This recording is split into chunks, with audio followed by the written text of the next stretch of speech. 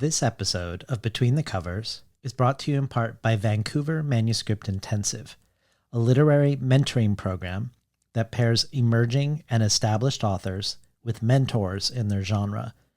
Directed by award-winning writers Ellie Kralji-Gardner and Rachel Rose in Vancouver, BC, the program is open to writers around the world who seek sustained mentorship for their works in progress. Writers can join the 6-month program that includes interaction with other mentors and students and participation in a public reading, or they can pursue solo guidance for more directed and short-term support all year long. This year, a fellowship for a writer of exceptional promise who has faced significant barriers to fulfilling that promise is offered for the second time. The application deadline for the 6-month program beginning January 2022 is November 9th. Please visit vancouvermanuscriptintensive.com for more information about pairing with a mentor to hone your project. Today's episode is also brought to you by Rachel Long's My Darling from the Lions, a collection of poems with vivid stories to tell of family quirks, the perils of dating, the grip of religion, or sexual awakening. Stories that are, by turn, emotionally insightful, politically conscious, wise, funny, and outrageous.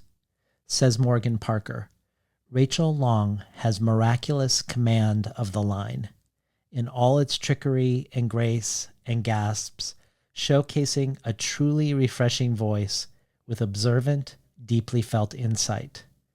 Bernadine Evaristo adds, that Long's is an enchanting and heartwarming new voice in poetry. My Darling from the Lions is out now from Tin House. I've been looking forward to this day, the launch of this conversation with Myriam Chancy, partly because while she has long been a pivotal figure in Caribbean studies, and in particular the role of storytelling by women in Haitian literature, and while she has been a storyteller herself, a novelist, for many years now, it feels like with the launch of her new book that she herself is at a pivotal moment, in that while you might not know the name Myriam Chancy now, as I say these words, I think that is about to change, and in a big way. And we'll look back and marvel at this moment just before. Myriam really was generous with her contribution to the bonus audio archive. At Scripps College, she teaches courses on transnational feminist theory, Caribbean women writers, on James Baldwin, and on post-colonial theory and post-colonial anxieties. Her 20-minute contribution to the bonus archive is a bit of what I would imagine sitting in on a seminar of hers might feel like. She performs a close reading from Jamaica Kincaid's A Small Place for Us, a book that she teaches, and here she alternates between short readings and then commentary and analysis, both of the Kincaid text in its own right, but also in relation to Haiti and the ways it has influenced the choices Chancy made in writing her latest novel, the novel that we discussed today. This joins bonus audio from Nikki Finney, Natalie Diaz, N.K. Jemison, Ted Chang, Viet Thanh Nguyen, Teju Cole, and many others. And the bonus audio is only one of many possible benefits of becoming a listener supporter. Everyone who supports the show receives emails with each episode, pointing you to things referenced during the conversation and suggestions of where to explore next once you're done listening. And there are collectibles donated by past guests, among many other things. You can check it all out at patreon.com/betweenthecovers. And now for today's conversation with Myriam Chancy.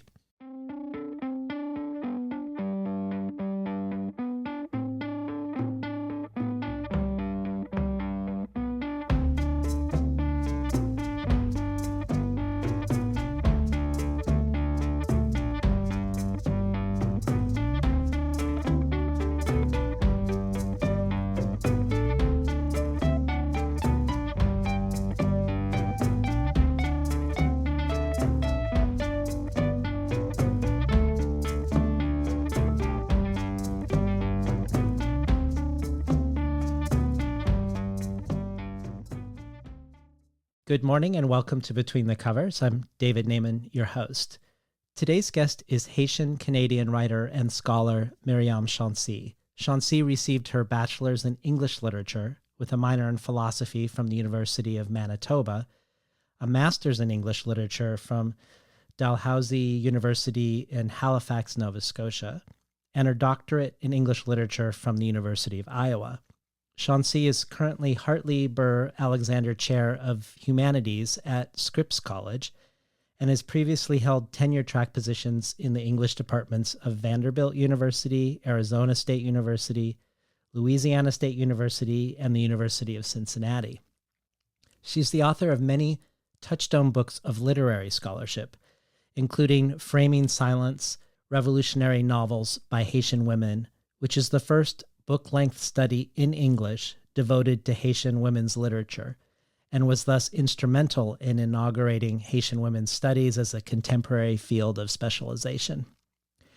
It ended up as the first of an academic trilogy on Caribbean's women's literature that included Searching for Safe Spaces, one of the first books in Caribbean studies to argue for exile as a distinct feature of Anglophone Afro-Caribbean women's literature, a book that was awarded an Outstanding Academic Book Award from the Journal of the American Library Association.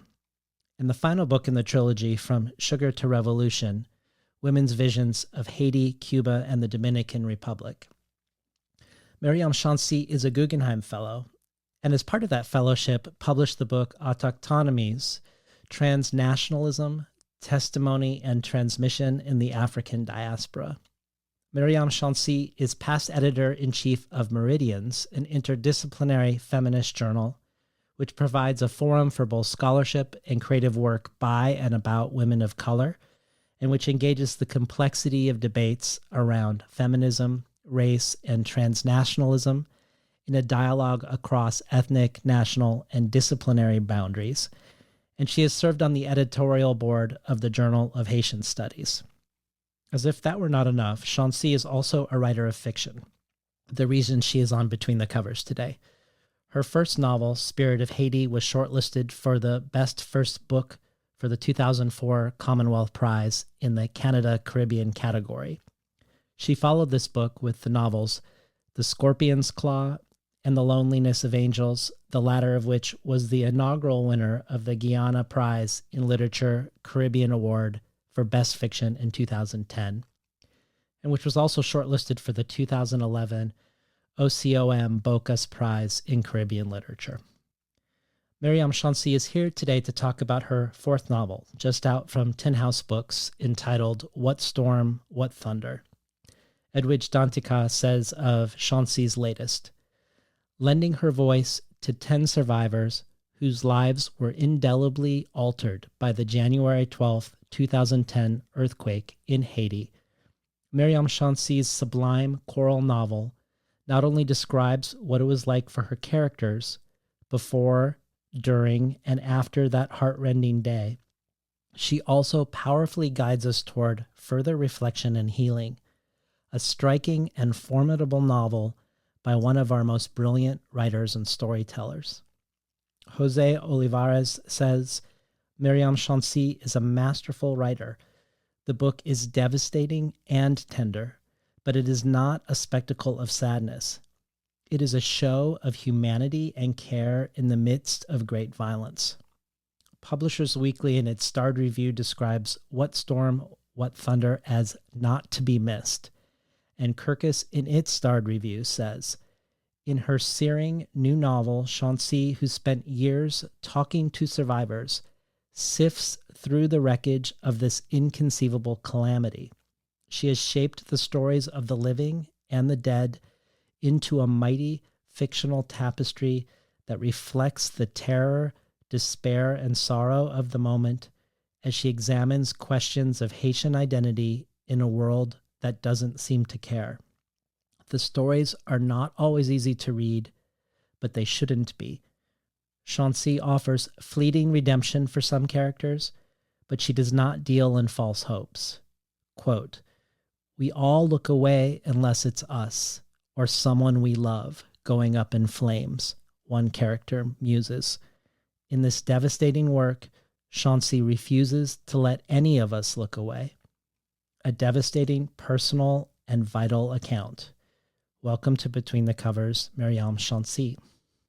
Thank you so much for having me, David. It's really an honor to be with you. Yeah, I've been really looking forward to having this conversation with you.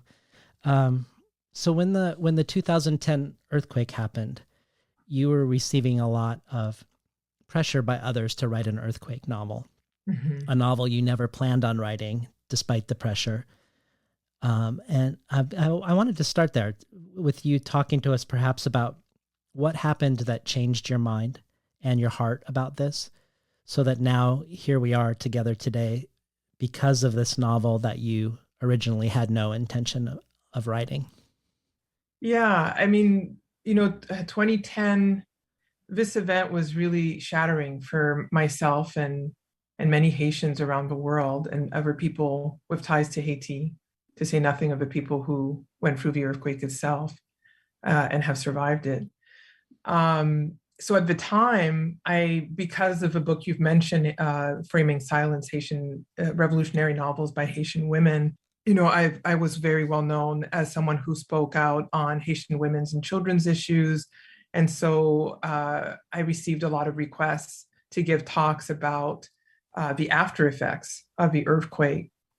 And of course, because I was outside of Haiti at the time, it seemed like one of the few things that I could offer, right? To give talks when I could. Sometimes they were polemical, especially as the months went by and it was clear that aid was not being distributed in ways that were the best for people on the ground, or that Haitian voices were not being heard. So it was a way for me, both as a scholar, as an academic, and as an educator, to use my voice to sort of amplify what I was hearing and learning about what was happening on the ground from direct sources, but also from news reports and so forth.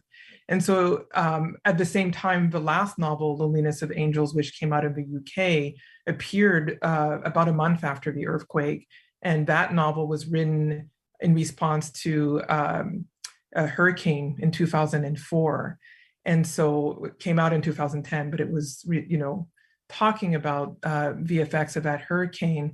And so there was a lot of language in that novel that invoked the kinds of metaphors that we think about when we think about earthquakes.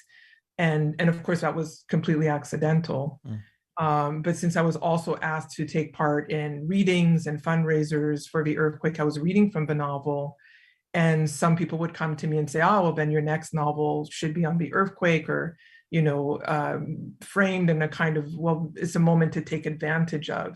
And I found that really not only distasteful, but really just for me a strange response, because in the weeks after the earthquake, I was waiting for weeks to find out who in my family had survived or perished, friends as well, colleagues as well.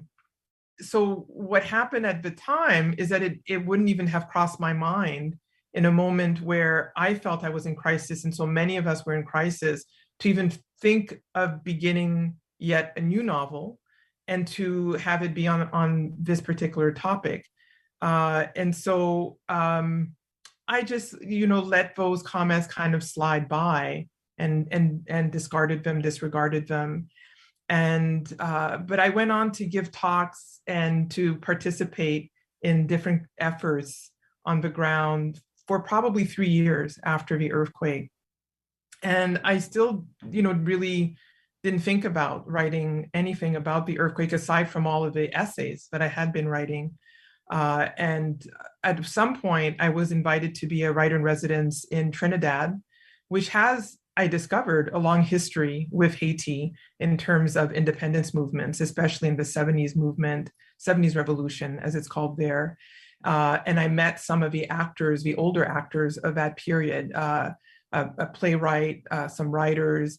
And one of my connections there had me meet the following year. So I was writer in residence in 2012, at which time I was asked by Suniti Maharaj to write a series of essays on Haiti for Trinidadians, for people who didn't understand what had happened or why it should matter to them in the Caribbean. And then I returned another year later And at that time, I was introduced to the painter Leroy Clark, who was also part of the 70s revolution and is probably the best known painter that Trinidad has produced, who just passed away, unfortunately, a couple of weeks ago. I wish I had been able to share the novel with him. I didn't have that opportunity. And at the time that I met him, he was working on a series responding as a Trinidadian to Haiti, to what was happening in Haiti. And what I learned is that he had started this series in 1986, which was the end of the Duvalier regime. So he had started a very large form painting and he had stopped it. And then after the earthquake, he finished the painting. So this is a painting that's now, over 20 years old. And he had started just painting through the night, for weeks on end. And when I was there visiting him, he had 77 paintings and he went on to paint, I think, 111, something around that number. And he had never been to Haiti, had never talked to a Haitian painter, had never studied Haitian painting. And many of the paintings were things that I could really understand without talking to him about them. And he was struck by the fact, because he just had in his studio, someone put out all the paintings for me to look at. And I was just moved to tears. I mean, literally moved to tears. And that led to a conversation about process. And the process that he had engaged in was a spiritual one, listening to what he felt were the cries coming out from Haiti. And so we had a conversation about it. And that led me to think about, all these years that I had been spending giving talks, conversations I'd had after those talks with people who had been through the earthquake or who had family involved in the earthquake. And it made me think about why had so many people invested this extra emotional energy to have those conversations with me. And I realized at that point, after seeing the paintings in Clark's studio, that investment was coming out of a realization that my function, whether you call it an avocation or a spiritual function, was as a writer to be a spokesperson or a witness, excuse me, for other people. And so after a couple of weeks of returning from Trinidad, that second time, I just sat down and reflected on that experience. And I would say the skeleton for the novel just emerged. The characters, who they were, their ages, where they had been at the time of the earthquake, just started pouring out. And I started with a little boy's voice, Jonas, who's 11 years old at the time of the earthquake, and it went from there. And I think part of what changed in terms of my conviction that I should write the novel or could write it was, one, that reflection on why had so many people commiserated with me after those talks, but also that there was no rush in doing so, right? But I wasn't just, as people were saying to me in those first weeks, you should rush to do something, that writing as a witness is not about rushing to an end goal. It's about taking that charge really seriously. And I think I also took it seriously in terms of speaking on behalf of the dead, because so many people died in that earthquake. Now people are saying 300,000, at the time 250,000, and wanting to give voice to those experiences as well. Yeah. So the new novel, the one we're talking about, What Storm, What Thunder, it's mainly set just before and just after the earthquake, which, as you mentioned, in a mere 45 seconds killed up to 300,000 people and made 1.5 million people homeless. And it did this not because it was a much bigger earthquake than the one that Haiti experienced this year, an earthquake this year that was actually slightly bigger, I think, than the one in 2010, but because of where the epicenter was, in a much more population dense part of the island.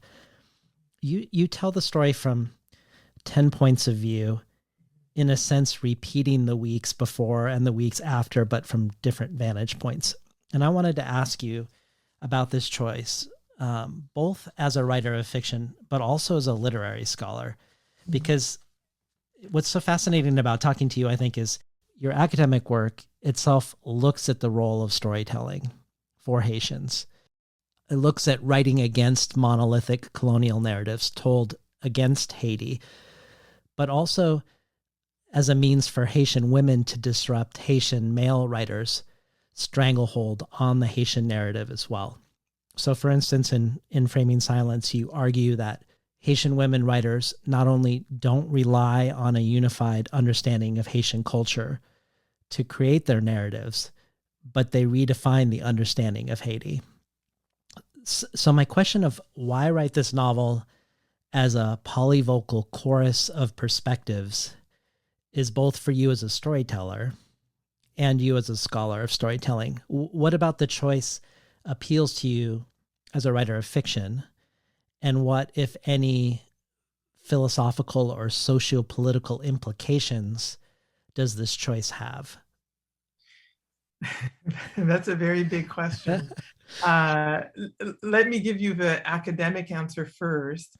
And if I put on my professorial hat, I think the first answer would be that it's not unusual for a Caribbean writer, maybe less so for a Haitian writer, but for a Caribbean writer to write in a polyvocal manner. It's not unusual.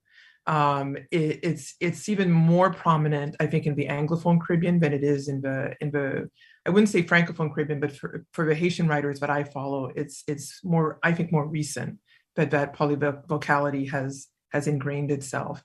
And the idea being that polyvocality is very much central to the cultures of the Caribbean, as it is many cultures, I would say non-European cultures, that the artwork needs to speak in a wider way, where it doesn't centralize the story in a central character, but in multiple locales, in order to give a sense of a whole picture of a collective. So I think in that sense, I'm being consistent with tradition. In terms of my particular choice with this novel, and I have done this in all of my novels, so this is not new to me. I think in something I'm working on now, I'm going to reduce the number of voices. But for this particular novel, the initial impetus was that I was trying to figure out how can I speak in some way for those 250,000 departed people, even though in the novel a number of people are survivors. But how can I speak to those who will never have their story told? Just whole families wiped out and so forth. And initially, my idea was that because on the ground, many people call the earthquake 12 for the day of the earthquake, that I should have 12 main characters. And even though there are 10 voices in the novel, there are actually still 12 main characters, although the remaining two are perhaps less distinct to the reader. Because they used to have full sections, and in the final version they were left on the cutting room floor. But the idea was then, well, how can you encompass the whole of this experience of the earthquake in 12 people, so that in that symbolic order or number? And then the idea, even whittled down to 10, I still was holding on to this same idea. How can we give a sense of a wider whole through these multiple voices? Because when you think about it, that's actually not a lot of voices if you're trying to speak for, 300,000 departed and then 1.5 million people who are, homeless. I mean, how do you do it? Yeah.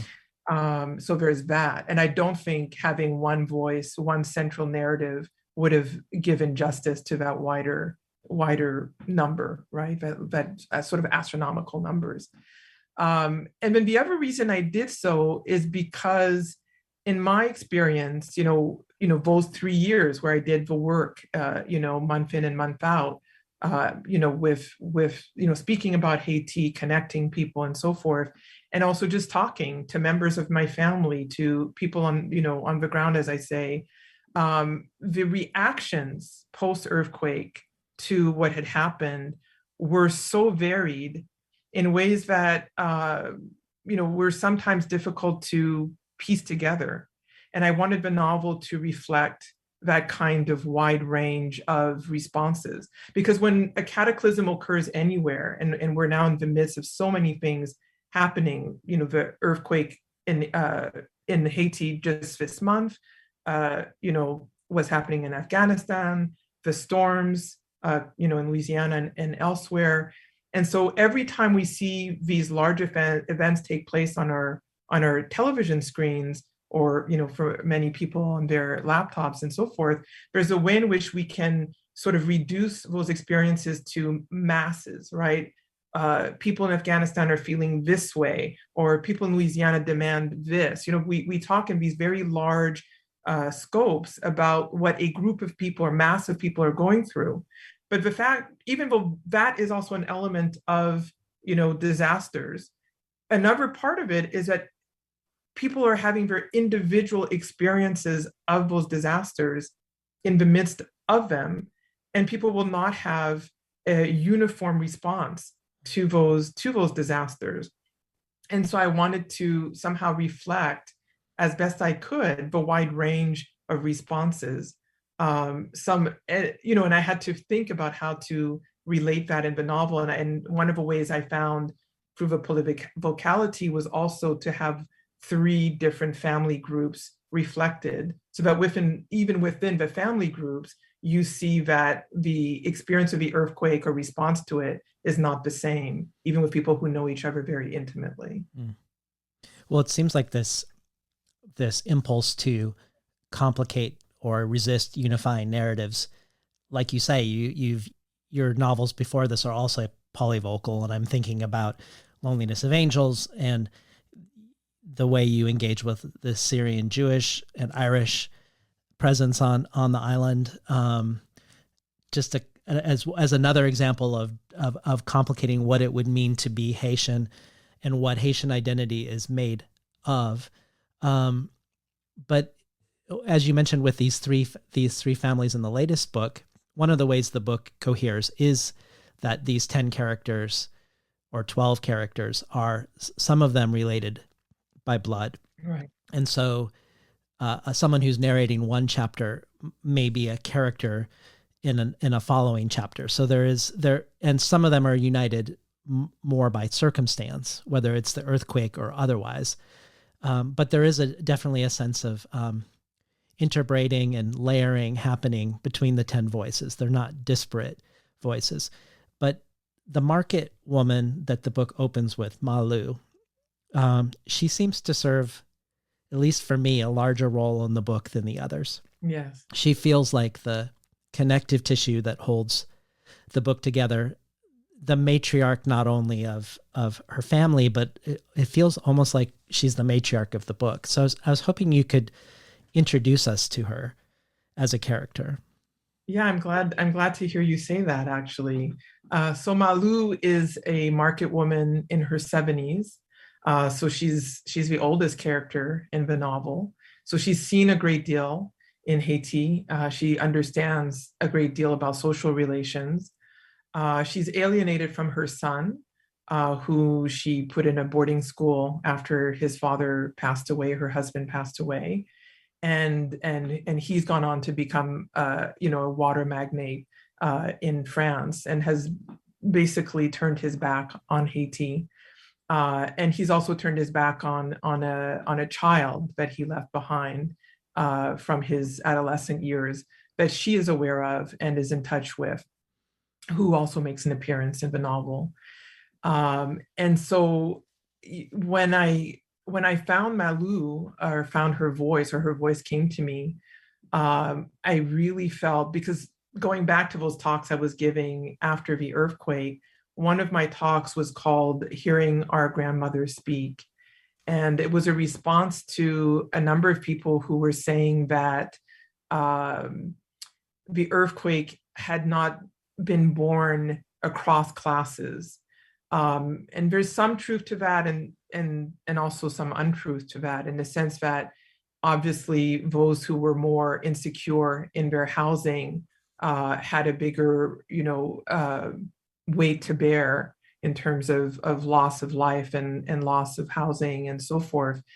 But others, in other classes also bore losses. A natural disaster doesn't discriminate as to whom it will hit. And as someone who is on the outside of Haiti, who is of middle class status, one could say, one of the things that I carry with me is a very complicated family history. And so on my grandmother's side, on my mother's side, excuse me, my mother's grandmother, so my great grandmother, was a market woman, and a market woman who did well enough that she was able to have a covered stall in the Marché de Fer, which was destroyed in the earthquake, but rebuilt, I think, a couple of years later, and was able to employ other women, and put a roof over her head. And she was unmarried or widowed, over her child's head, and my mother and her siblings. And so I wanted to kind of bear witness or give her a kind of homage, for the kind of things that she was able to accomplish in her life, that often people will disregard. And so when I wrote Hearing Our Grandmothers Speak, I was in that talk, I was talking about the ways in which market women serve as kind of emblematic metaphors for Haiti. So at the time, there were lots of images of market women walking through the debris in Port-au-Prince, for example, sort of kind of a noble figure, continuing her work no matter what. But nobody would speak about, well, what does it mean to have to withstand the earthquake no matter what? What does it mean to be a Haitian woman in that aftermath, having very little, or being someone who has to get up at 3 a.m. and work until, the end of the day and so forth. And one of the things I conjectured at the time was that, in the period of Reconstruction, when, and this was at the beginning of a period of Reconstruction, people would ask, who should we speak to? How do we approach Reconstruction? And I would say, why not begin with the market women? Why not talk to those women? Because they are, as we all always tend to say, the backbone of a culture. But when it comes to politics, when it comes to economic strategies, we leave them completely out of a conversation. And these are women who, if you ever find yourself in a Haitian marketplace, can explain to you global economics very, very clearly, as well as a professor of economics. And so in Malou, I wanted to encapsulate, that knowledge, that awareness, and also I also wanted to reflect the space that market women occupy, not just as a kind of ennobling figure, but that figure that knows everything, because everything goes through the marketplace. All social classes go through the marketplace. Children, adults, teenagers, everyone goes there. It's also where a lot of information gets traded, because people often disregard market women, even within the culture, so that they'll talk openly about things that one shouldn't talk openly about in front of a market women. Mm. And so I thought, well, here is a way of honoring market women, but not just for this kind of empty, vessel of fortitude, but as someone who is highly conscious of her social role, of the society in which she resides, and who also can provide a kind of, I don't know how I would say it, but a kind of critique of the society while also providing answers. And so you don't find Malou, giving you those political kinds of answers, but you find in her reflections and in her actions a kind of response to what is happening in Haiti at this time that should inform the reader about those things that could have happened, did not happen, or that individuals took upon themselves to fulfill. So, for example, in her, the rescue of the bones of her ancestors from a cemetery, a real cemetery that was closed or paved over after the earthquake. So she finds ways of maneuvering through grief and finding ways of reconnecting to those family members that she still has in ways that I think reflect, some of the larger issues at hand. Could we hear the opening to the book in her voice? Malu. Ezili o msanzo e. Ezili msanzo lan tout comme. Ezili o msanzo e. Msanzo lan tout comme. Ezili o msanzo. Oh, Ezili, hey, I have no bones. Ezili, I have no bones. I have no bones in my entire body. Oh, Ezili, hey, I have no bones. I have no bones in my entire body. Oh, Ezili, I have no bones. Vodou traditional for Gran Ezili. Port-au-Prince, November 25th, 2014. Oh, oh, oye, maman mwen. Oye, oye, oye, mpagenzo encore. My old mama used to say these words when she grew too old to draw water from her own well. I remember.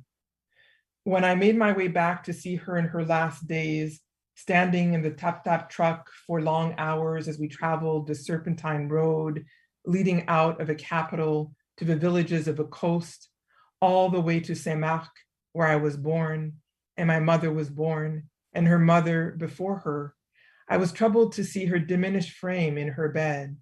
I could see her bones through the frail, wrinkled skin that lay limply across them. I could see the bones, but still she moaned to the goddess plaintively, I have no bones, I have no bones. Now that I'm old like her, I understand the moaning of her last hours. Yes, Mama, you had no bones, and I did not understand you. I did not understand. She complained of cold during the hot days and of heat in the coolness of night. I rubbed a cloth dipped in river water over her flaccid skin, slowly, slowly, in circular motions to warm her, to cool her.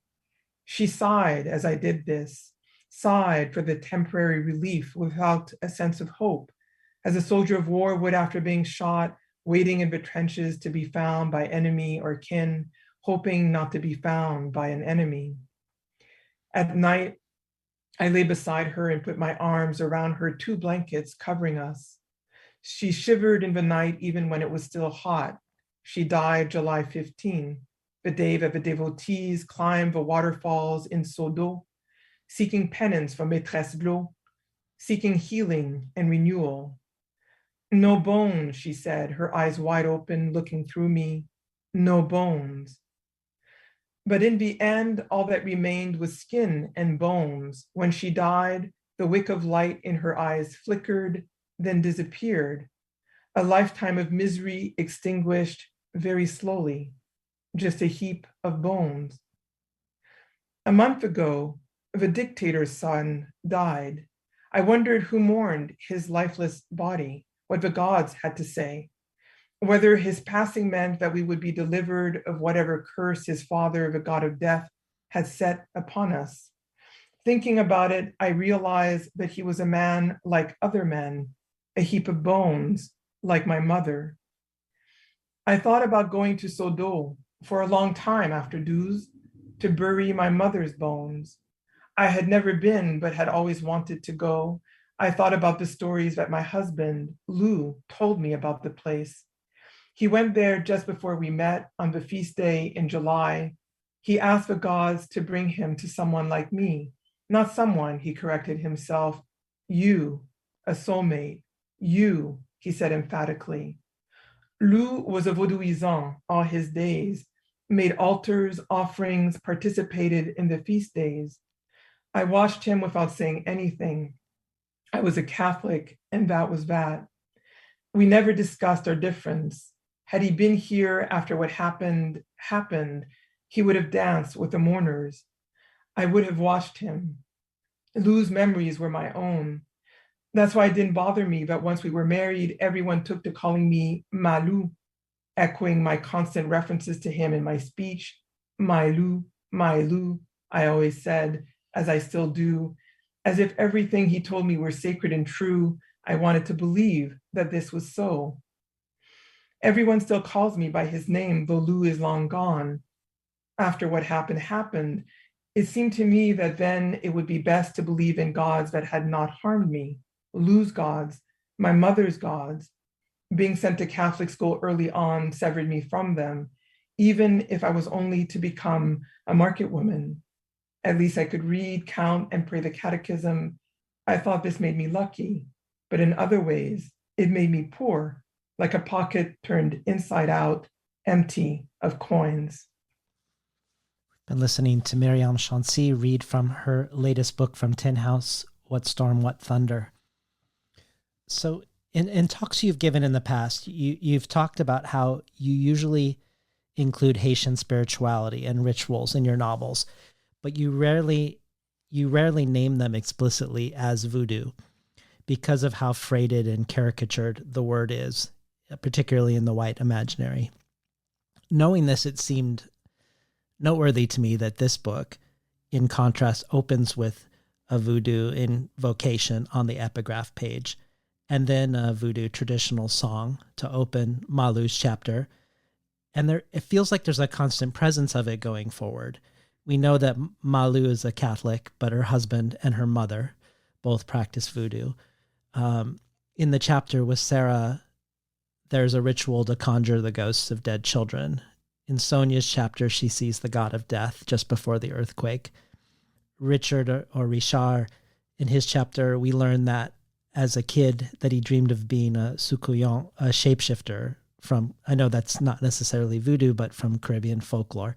Mm-hmm. And Didier, who is Christian, is visited by the spirit of his father. And not all of these, I think, fall under the category of voodoo necessarily, but I'm wondering if you could maybe just unpack in more detail why you've avoided the term, mm-hmm. While still exploring the content, and why, in a way, it seems like you're foregrounding it from page one in What Storm, What Thunder. That's a great question, because until you ask the question right now, I don't think it was a conscious shift for me. It felt very organic in the writing to place the vaudou, or to be very explicit about the vaudou presence for these particular characters. But of course, from a critical point of view, when I look back on my work, it was a very deliberate decision, or at least it was a very deliberate decision until now, to mask the vaudou because of the kinds of negative ways in which vaudou has been stereotyped and represented, especially as you were saying, in the American imagination. For those listeners who don't know, this is where we get the concept of a zombie, which is so popular now, for example. And the other aspect of this is that after the earthquake, which has happened again this month after 8/14, there has been a great deal of talk about the idea that Haiti, and I hate to repeat the phrase, but I will, is a cursed nation, and that the curse goes back to vaudou. Had vaudou not played a integral part in the founding of a nation, going back to Bois Caïman, and it is not lost on many Haitians that the latest earthquake took place on the anniversary of the Bois Caïman gathering of the 1700s. So that some people have distorted this history to say, well, look, this must be the reason calamities keep happening to Haiti. And my response to that is that, and I think there might be a different weaving going on in What Storm, What Thunder, which is that there is an implicit critique of Christian impositions on the island. And by that, I mean colonial impositions, whether by the Catholic Church or by other Christian entities, including missionaries, that have not necessarily with the best intent, imposed themselves in ways that have diminished Haitians' capacity not only for their own, to fulfill their spirituality, but to grow as a nation. so I guess in a sense, what I did here was a reversal, which was to critique and invoke Christianity as something that has, beleaguered Haitian society, and found ways to reveal the ways in which Vodou has enabled the continuance of Haitian culture and possibility. For listeners who might not know of that touchstone gathering in the 1700s, could you just speak for a moment on what you were referencing? Yeah, so the Haitian Revolution is normally dated back to 1791. And the Bois gathering, it might be a few years earlier. I have to check the actual dates of Bois, but it took place on August 14th. And Bois was a gathering that took place in a clearing where enslaved Africans and their allies came together, held, from all accounts, a Vodou ceremony to open up a space in which they could talk and organize and be on the same page about how they would enact this revolution against, French colonists and plantation owners to free themselves of slavery, and in freeing themselves of slavery, to also create a new society that, interestingly, I don't know if a lot of people know this, but this was enshrined in the 1805 Constitution drafted by Dessalines, in which every citizen of Haiti would consider themselves Black, regardless of ethnicity. And so there were people who took part in the revolution who were mixed race and free people of color. There were whites who abandoned their plantations and joined, instead of fleeing to nearby places like Louisiana, Cuba, Guadeloupe, even Trinidad, decided that they would join, this revolution. There were Poles who had been conscripted in the French army, who, because they were not treated well by the French, decided to take the side of the revolutionaries.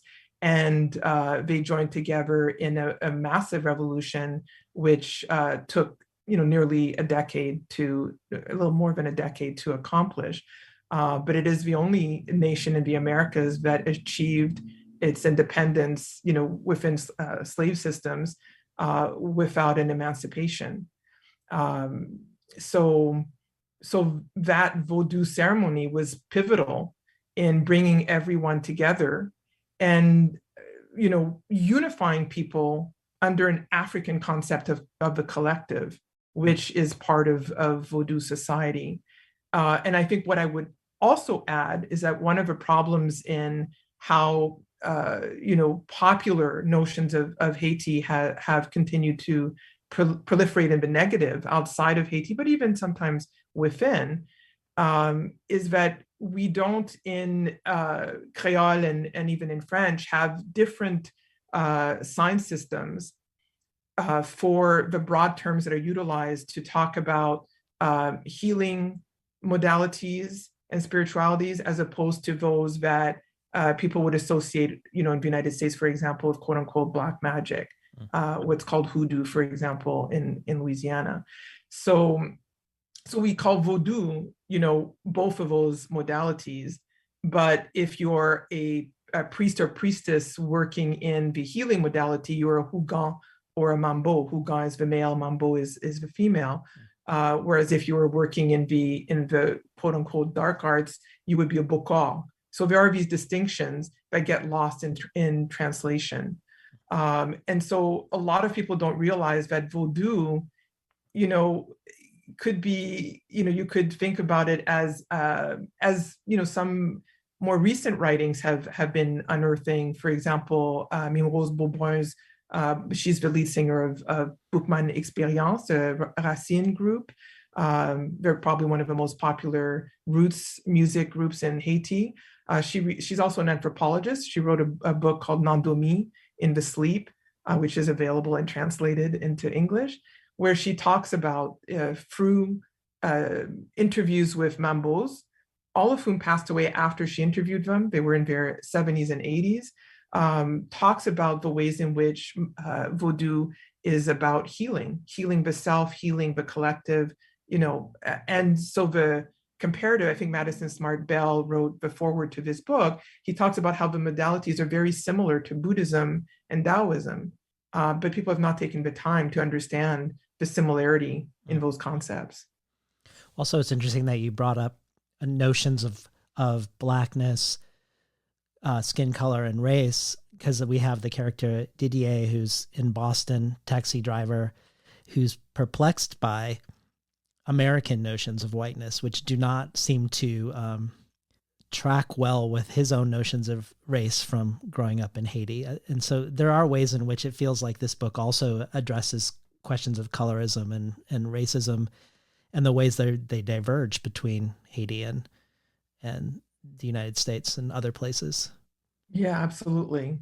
Yeah, I think DJ is a good example, and this came up sometimes in the editorial process because I made the deliberate choice in DJ's section to to not capitalize the word Black, and I kept having to explain that DJ doesn't have a concept of Black as a chosen category against oppression. Yeah. His understanding of Black would be different from that, and he doesn't understand it in terms of skin color. So that's why I deliberately made it not a now I'm thinking in French, excuse me, not a majuscule, I forgot the word in English. So I don't know, lowercase Black, because he just sees it as a color, because that's what he's learning in America that this word means. And then he learns that it means that he's less than, which is not a concept he understood. And of course, this is not to say that there isn't colorism in Haiti and class distinction. Of course, there is. But it's to say that it's unlikely that you would have a Haitian, somebody who's born in Haiti and raised there, thinking of themselves as not Black, but for completely different reasons. And I mean that in the sense that if they're upper class and they're white appearing and so forth. So it's much more complicated. So Didier was a good vehicle for me because of his introduction to race in America through Boston and racism, to really understand how different America was from the dream that he had imagined when he emigrated.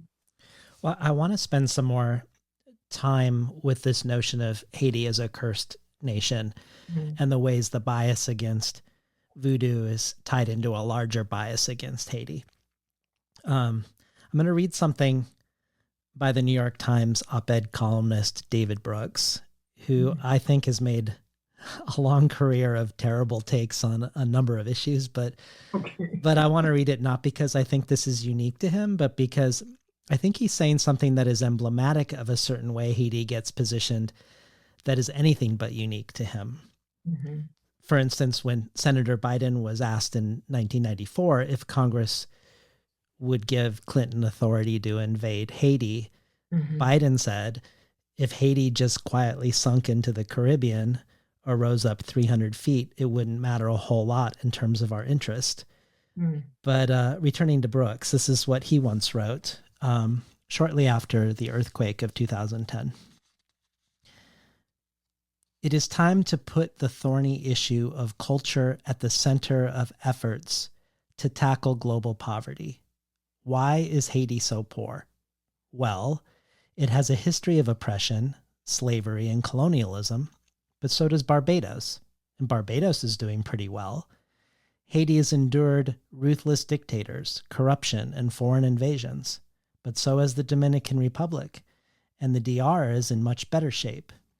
Haiti and the Dominican Republic share the same island and the same basic environment, yet the border between the two societies offers one of the starkest contrasts on earth, with trees and progress on one side and deforestation and poverty and early death on the other. As Lawrence E. Harrison explained in his book, The Central Liberal Truth, Haiti, like most of the world's poorest nations, suffers from a complex web of progress-resistant cultural influences. There is the influence of the voodoo religion, which spreads the message that life is capricious and planning futile. There are high levels of social mistrust. Responsibility is often not internalized. Child-rearing practices often involve neglect in the early years and harsh retribution when kids hit 9 or 10. But this viewpoint of David Brooks in the New York Times isn't something just shared by white pundits. I listened to a talk that you gave called Submission or Omission, Haiti's Challenge in Latin America, where you look at how Haiti is omitted from the larger Latin American discourse, that Haiti being the most Africanized country and also being particularly mired in poverty are conflated and viewed as related, that the Western Hemisphere's most iconic revolution is seen as failed and squandered, not because it was punished for its success, but because of its blackness. And on a more personal level, you shared that you're a quarter Dominican, and for instance, when you're in the Dominican Republic, people are perplexed that you identify as Haitian because of why would someone identify this way if they could avoid it.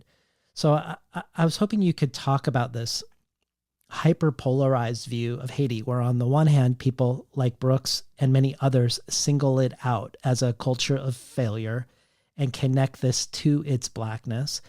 And on the other hand, it being the first Black republic in the Western Hemisphere and only the second republic in the Western Hemisphere, a successful slave-led revolution that inspired everyone from Zora Neale Hurston to Langston Hughes to James Baldwin, who all visited. I know this is a big question, but but also one you've answering that question. Yeah, also one you've thought very deeply about. Did Baldwin go to Haiti? I didn't know that. I'm not 100% sure Baldwin. I know during the occupation, American occupation of Haiti, that Hurston and Hughes did. And Houston. Yeah. So let me begin with my own heritage.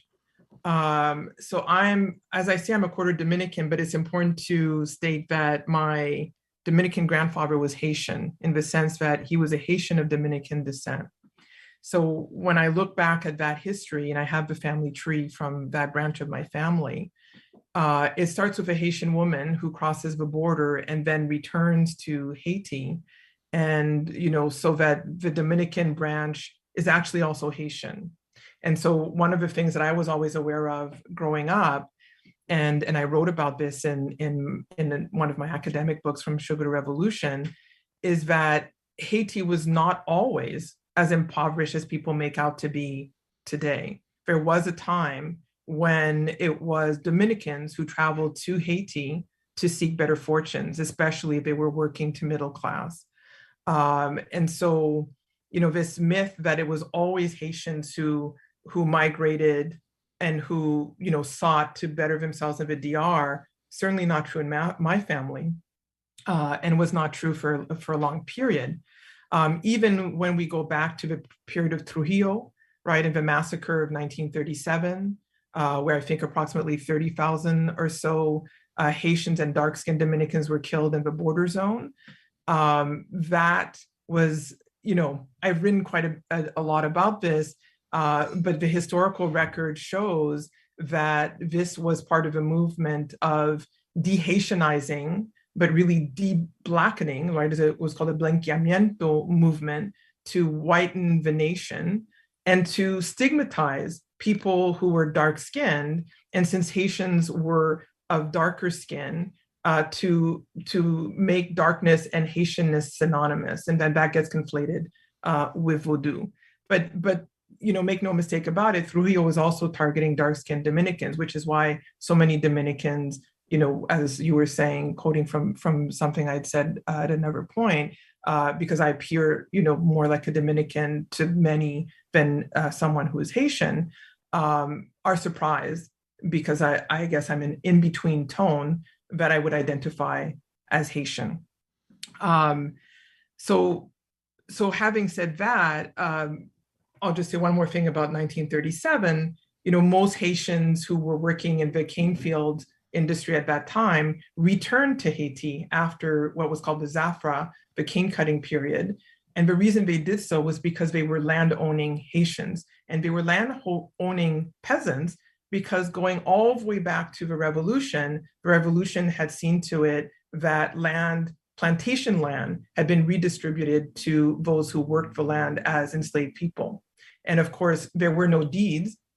So over time, this reality became, was stripped away from poor landowning Haitians. But this is just to say that Haitians had a place they called home, and that migration was not an endpoint. It was simply seasonal, right? So a lot of this has been forgotten.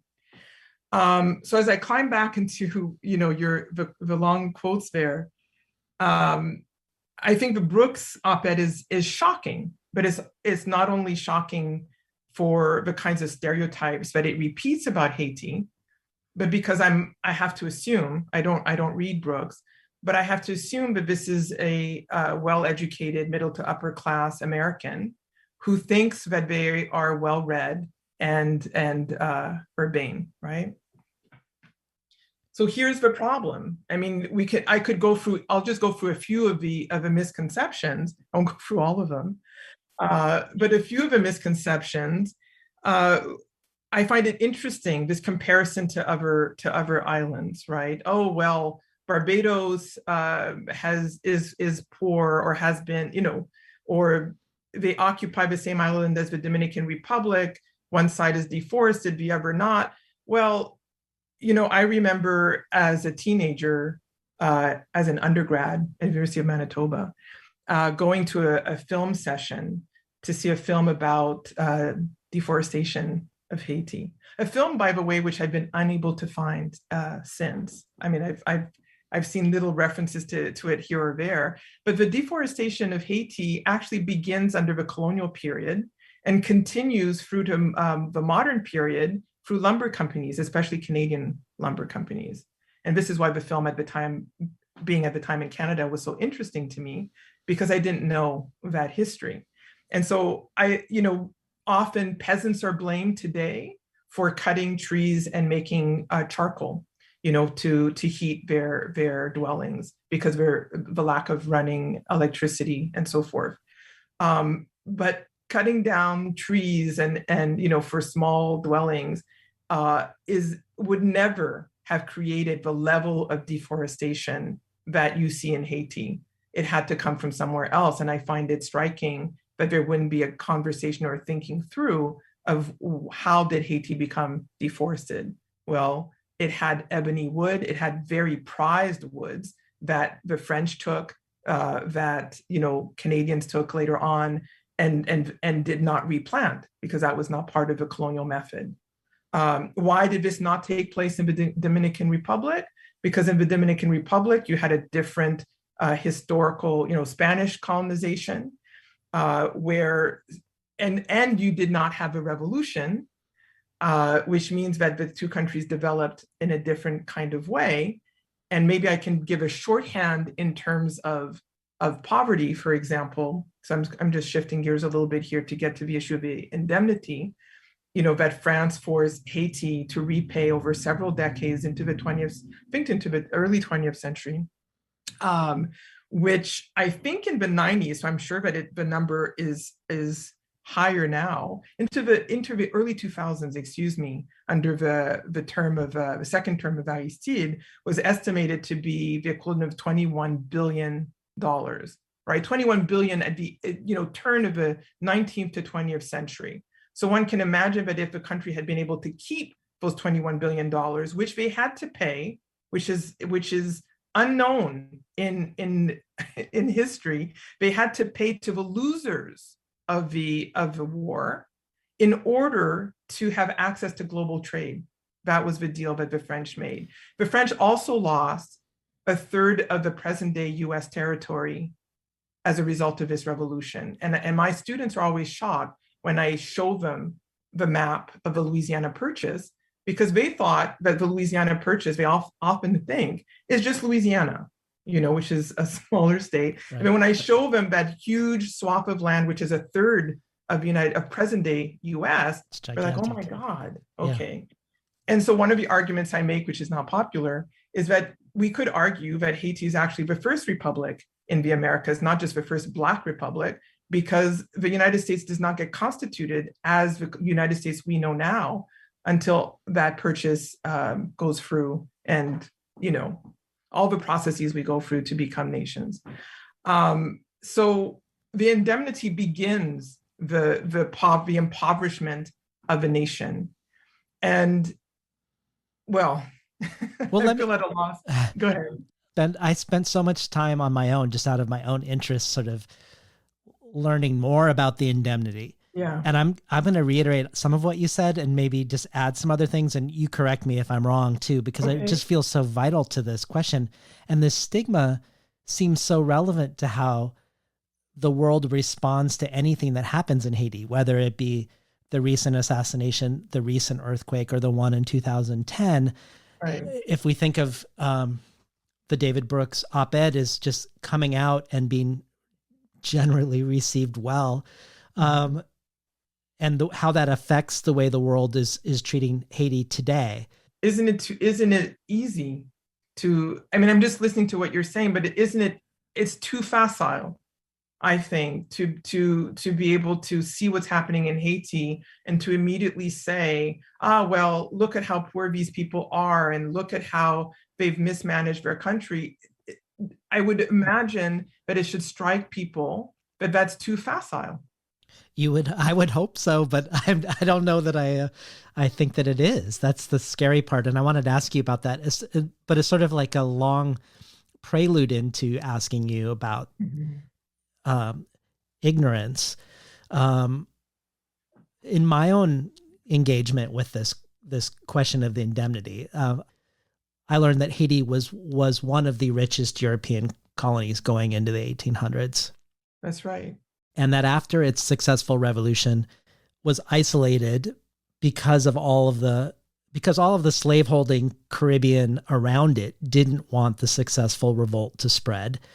Mm-hmm. But it was also particularly economically isolated by the United States. Thomas Jefferson was fearful of slave revolts. That's right. And referred to Haiti or Haitians as cannibals.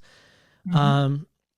But the most mind-blowing thing is what you've referenced, which is the French, who send a naval fleet to the newfound nation and under the threat of invasion of a country that doesn't itself have a navy, demands reparations for lost property. And that lost property, in the French minds, it includes human beings.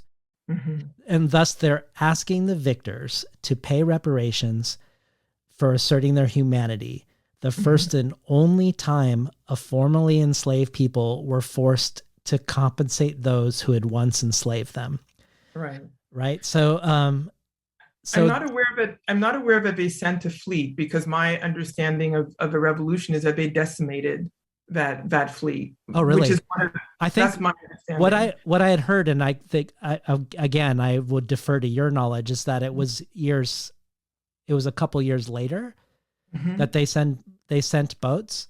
But that's possible. But yeah. but I guess I'd like to leave people with the memory of an enslaved nation that did not supposedly have a military, where Napoleon sent ship after ship and they were able to defeat Napoleon. The only other defeat Napoleon Bonaparte had was in Waterloo, which was his final battle. I love that. So this is important. Yeah.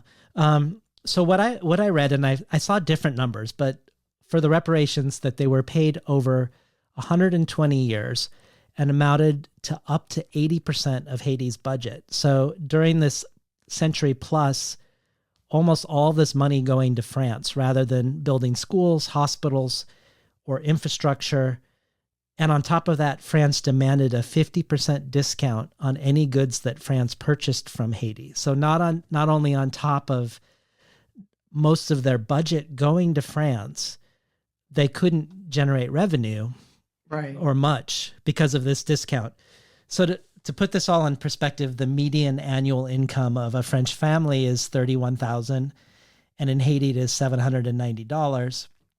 And Thomas Piketty, the French economist, said that France should repay at least 28 billion to Haiti in restitution. Mm-hmm. But this is like, I mean, I could keep going because like after this happens, right around the time Haiti is almost done with their quote unquote debt to France, the US invades, takes over Haiti's finances and all of their gold reserves. So when Brooks writes, which I think brings us back to the relevance of the 2010 earthquake, but when Brooks writes, on October 17th, 1989, a major earthquake with a magnitude of 7.0 struck the Bay Area in Northern California. 63 people were killed. This week, a major earthquake, also measuring a magnitude of 7.0, struck near Port-au-Prince, Haiti, and the Red Cross at that time estimated 45 to 50,000 people have died, and we now know it's hundreds of thousands of people.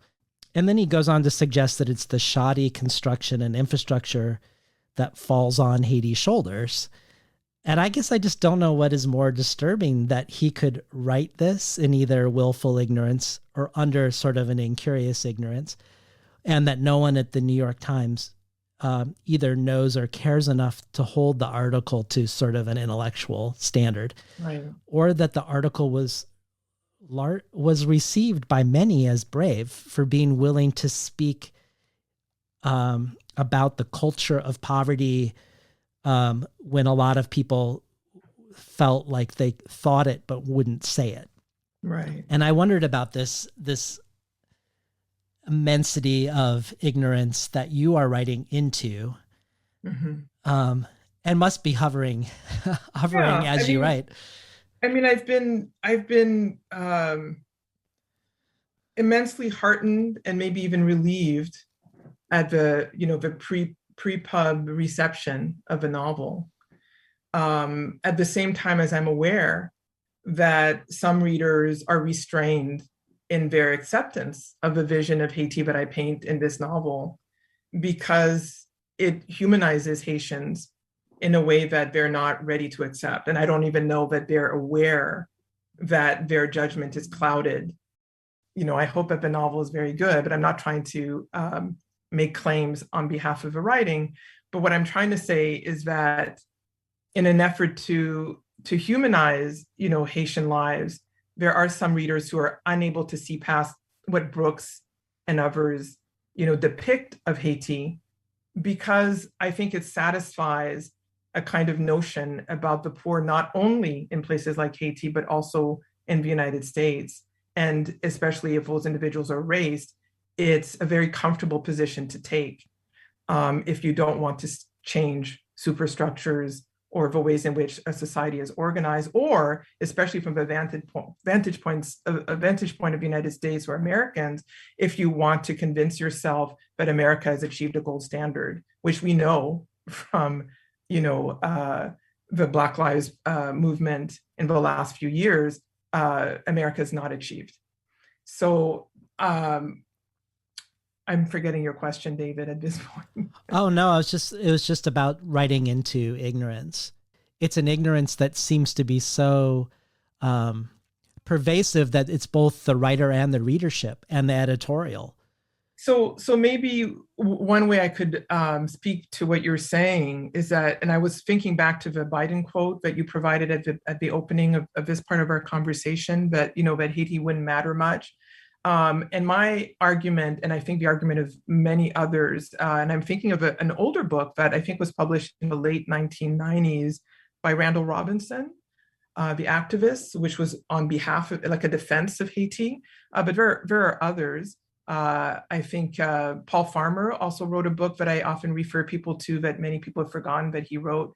I think was published in 1994, which is the same year as your Biden quote, which is called The Uses of Haiti, which was not like his academic work, AIDS and Accusation, but really laid out, for the layperson, what is this history, of Haiti, and why, I really like the title, The Uses of Haiti, because this idea that Haiti wouldn't matter much doesn't hold water.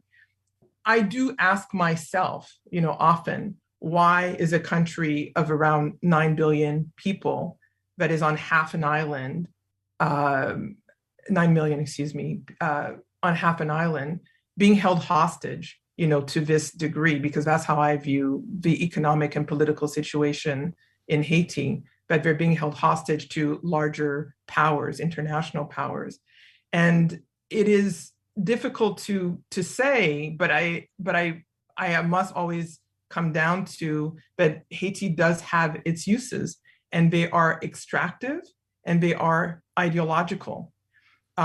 Extractive in the sense that you're talking about the income, the relative income of the French, but we could throw in the relative income of an average American family as opposed to a Haitian family, many of whom actually do not survive on currency, right? They barter to make a living and to get by, and still manage, to put food on the table of their children and get their kids to school and so forth. We have to think very deeply about the effects of intervention in this particular island and why it is of strategic use to others.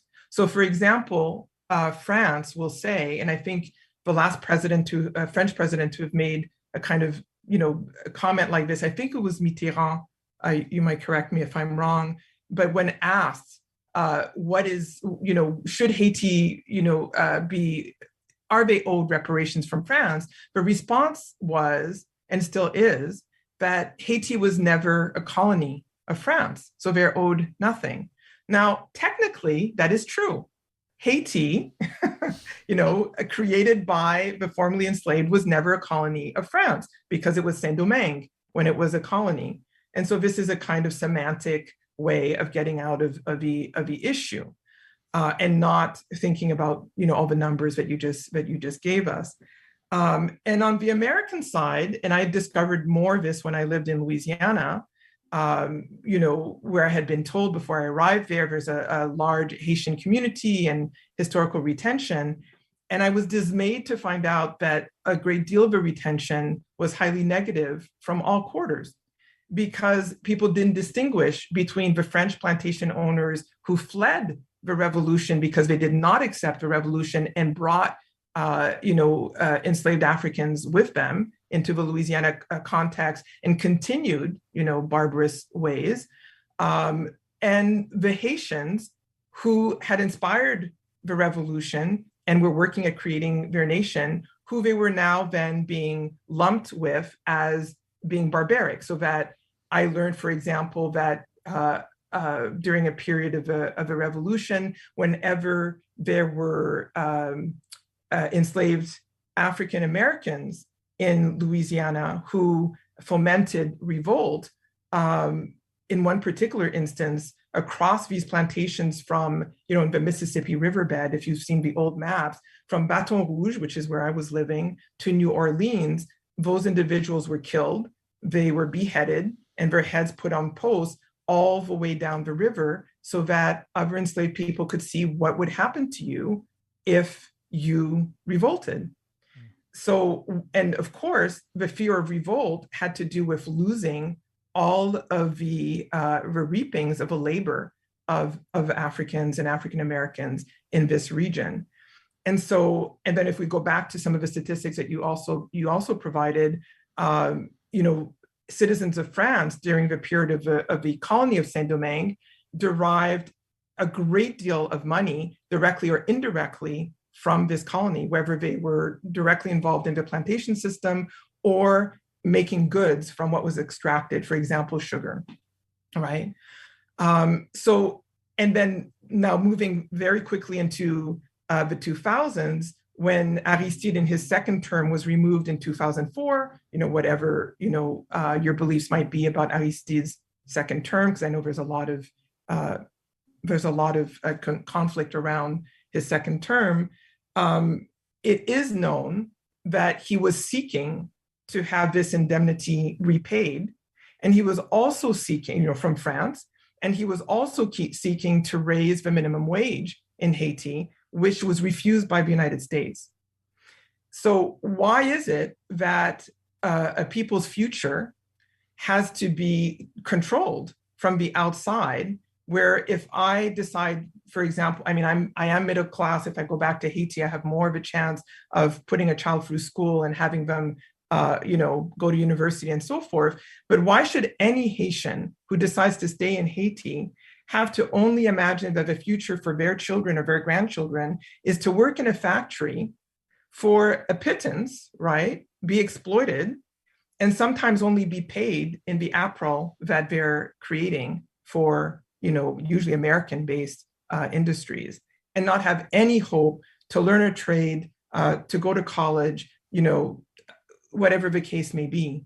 So the parallels are false, to just leave it at that in terms of the Brooks article. The parallels are false, and they're purposefully, it seems to me, false, because Haiti still has its uses. It still has its uses not only in terms of extracting labor, extracting mineral resources, of which it was discovered after the earthquake. It was known just before the earthquake, but during the earthquake and after the earthquake, a lot of deals were made about who would own those mineral resources. And so it is a very rich country in many ways that the Haitian population itself does not have access to. But I'll add one more layer to this, because what Brooks and others don't say and are unwilling to say, but I will say it, is that when you compare Haiti's cultural and artistic production alongside that of other nations in the region, it far exceeds its poverty. So if you look at, I have, I know your listeners can't see it, but I have a painting behind me, a Haitian painting. Haitian painting, for example, is very distinctive. It is copied all over the Caribbean, the style, especially in the Dominican Republic. But a Haitian painting when you see it, because it's very, very distinctive in style. The music that's come out of Haiti, compas, doesn't exist in other parts of the Caribbean. Merengue is derived from Haitian rhythms, as are other rhythms in Cuba and elsewhere. When it comes to the literary production, even though more male writers have been published than female writers, there was a time when in the French literary tradition, Haitian writing was as valued as that coming out of France. People were very well known all over the world. So, Jacques Roumain, for example, or Despès, who then went on to live in France. So I think, and of course, the fact that many Haitian writers in particular have been writing in French and are unknown to American audiences has also fueled this idea that there is no merit, there is no artistic merit coming out of this country. But when you realize that there is so much production, and the production is coming out of people who are either impoverished or who've had to flee their country because they cannot stay there because of the dictatorship or interventions or so forth, then you realize there's something not quite right with that, the painting that Brooke wants to paint. And I'll just end with one more point. Wouldn't matter much is very interesting to me, because 1994 was when I was living in Nashville and started writing Framing Silence in response to Americans being deployed to Haiti to intervene in the country. So if it didn't matter much, why were Marines being deployed primarily from Nashville? And it was then in discovering the work of Haitian women writers who, especially the novelists, had started writing in response to the US occupation, right, of 1930, is ended in 1937, began in, I'm forgetting, 1915 to 1937. I might have my days a little off here, but the first novel was published in the 20s. And so there is a response to the occupation from female writers, and this is when they start producing novelistic accounts. And what I discovered in reading their works and in understanding more about the US occupation, because both my parents were born at the end of the US occupation, so I knew more about it than the average person. It turns out that Marines were deployed from the same bases that were deployed for the first US occupation. And the first US occupation was 1915 to 1934, changed the country irrevocably in terms of race, because segregation, for example, didn't exist. It was imposed by the occupiers.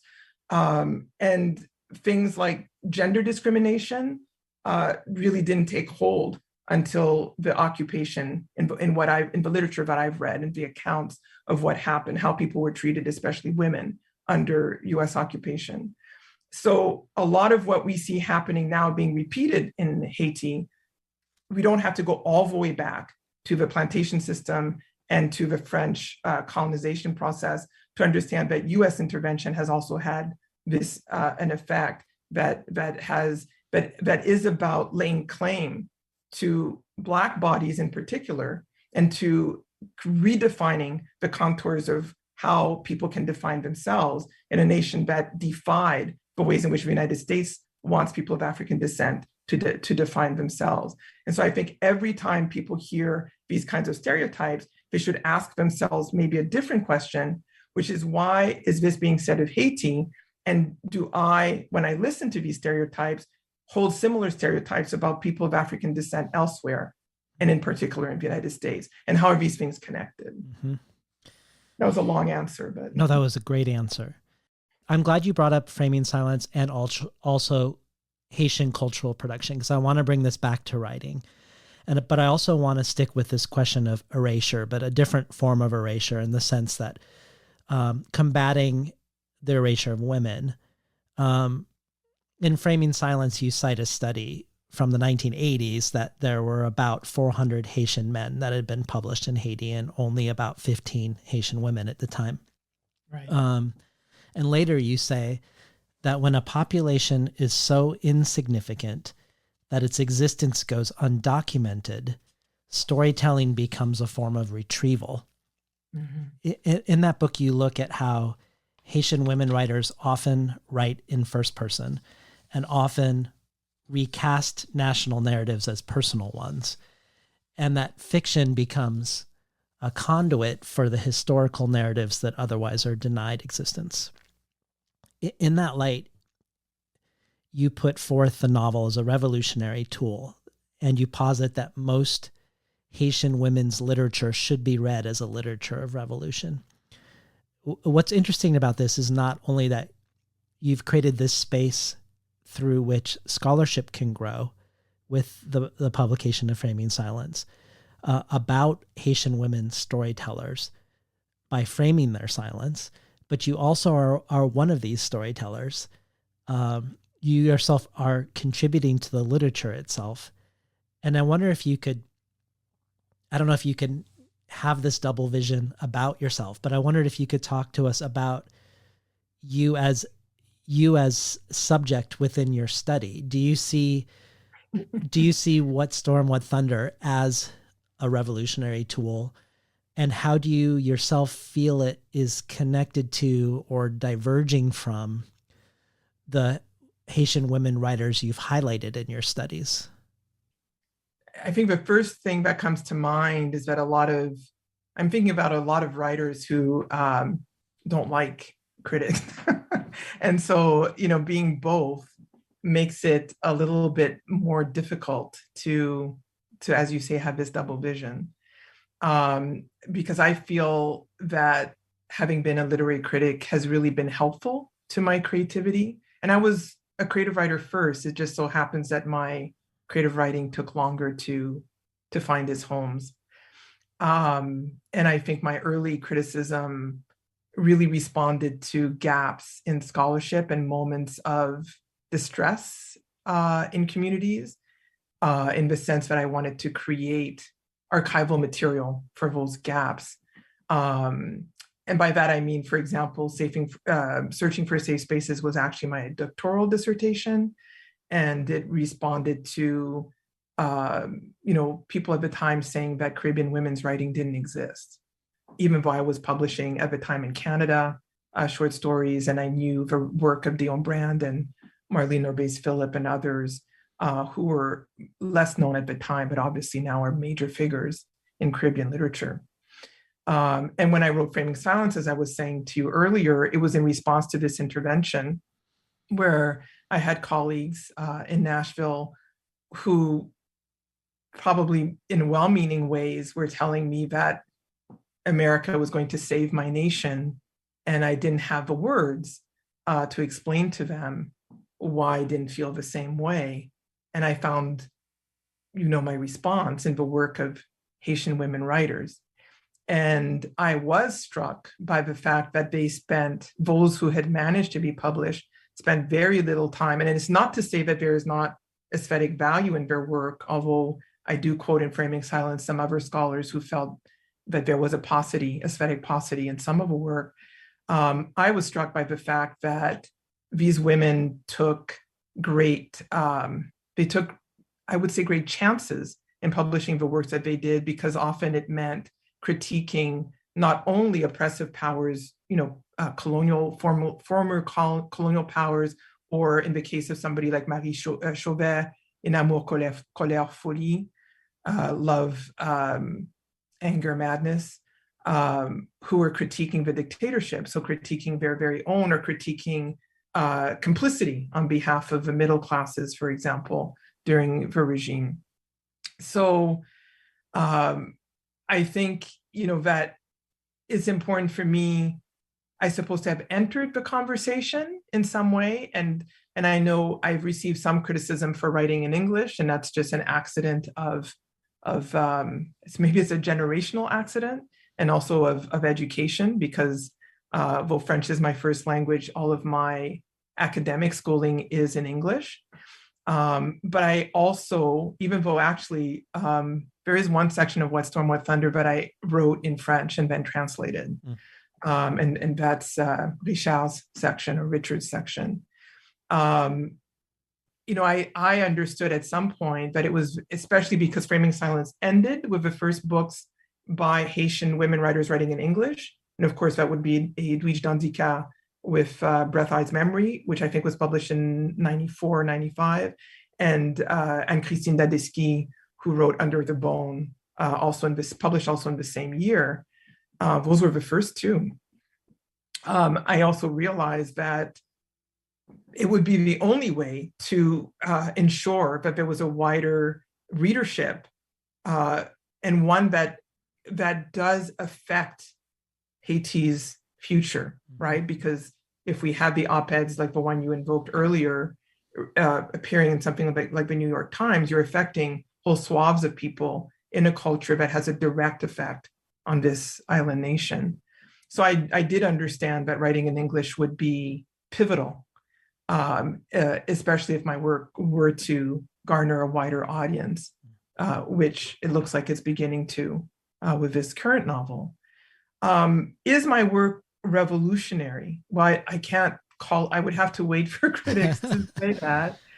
I can only say that I would like to believe that I'm participating in the tradition, which is to speak back to historical moments, as these previous Haitian women writers have done.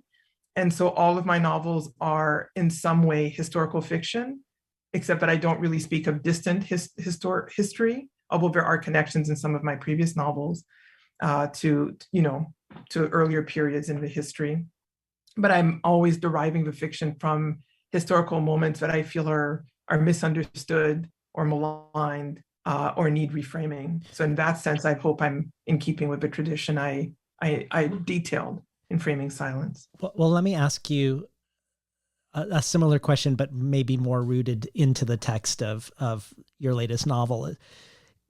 Given both your intimate knowledge of the erasure of women's voices and the way Haitian women writers have written against that,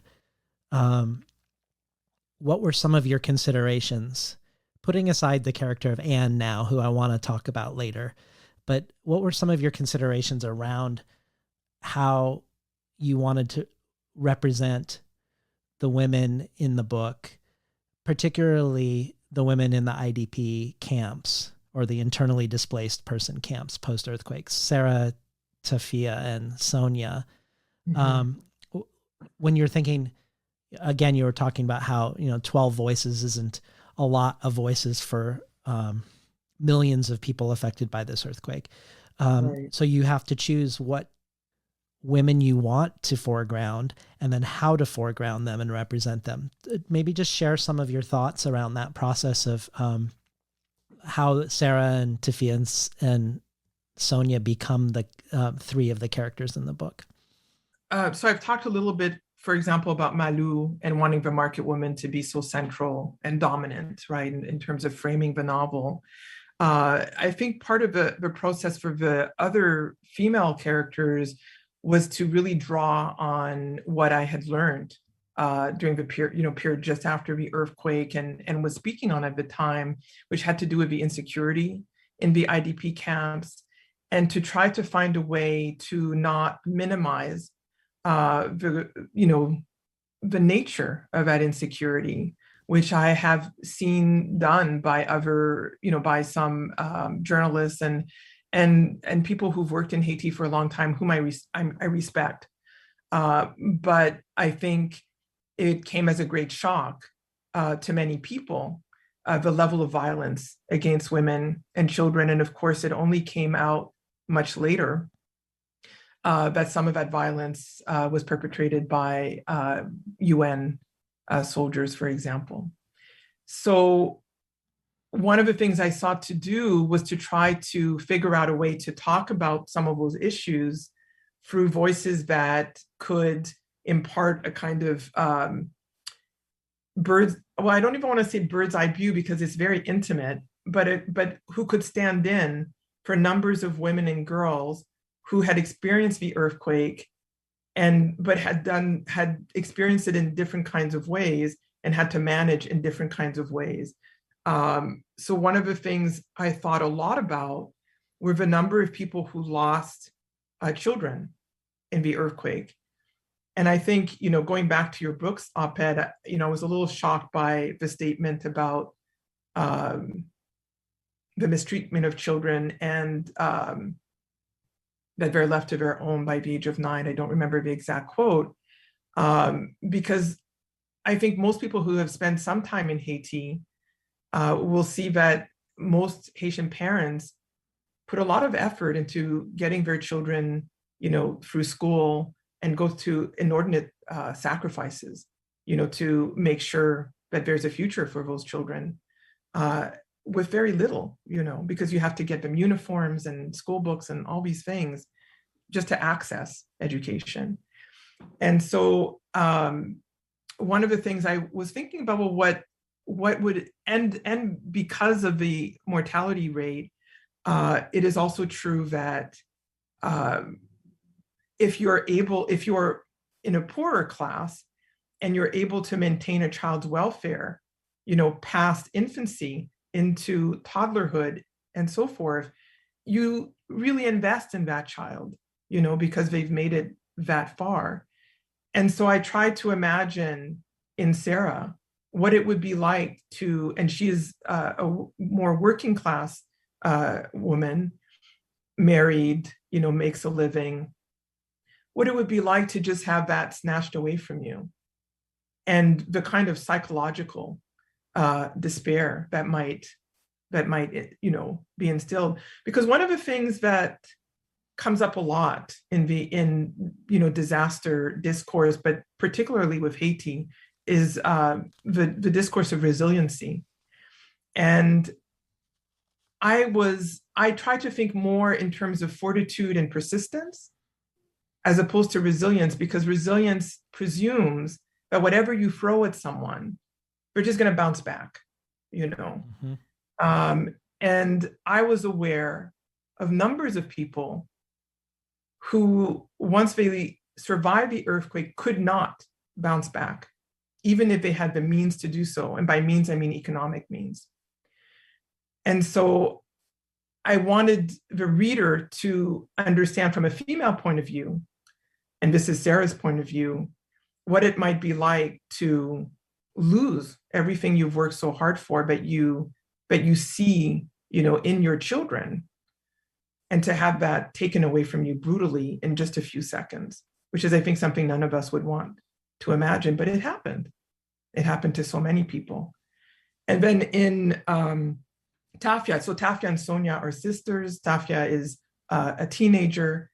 I wanted to imagine in Tafia that all that teenage angst, that teenagers have, where she is just thinking about, being popular in school and, who's going to be her best friend in high school and who she's going to date. And I invoked in her section the soap opera, which is a real soap opera that people were watching at the time, Frijolito, and all the ways in which she tries to understand class and sexuality, through this soap opera that everybody's talking about, and other soap operas, which are mostly American, that circulate in Haiti. And so I don't want to give any spoilers to her story. Yes. But she does end up in an IDP camp. And then you I think between Sarah and Tafia have a kind of different ways of seeing what it might have been like to be in those IDP camps, which became fairly permanent for many people for years. And there are still some people living in IDP camps in the thousands in Port-au-Prince today. So I wanted to give voice to what that insecurity might have felt like, but also how people, women in particular and girls, might have tried to weather that insecurity. And then in Sonia, Sonia is a more ephemeral character. We don't spend a lot of time with her in the IDP camps, although we know she's there because Tafia tells us that she comes in and out. But in Sonia, and Sonia is a survivor of a hotel collapse, and the hotel collapse was, imagined through the collapse of a Hotel Montana, which was in the press quite a lot because it was the major hotel used mostly by Americans and the UN and people who with wealth.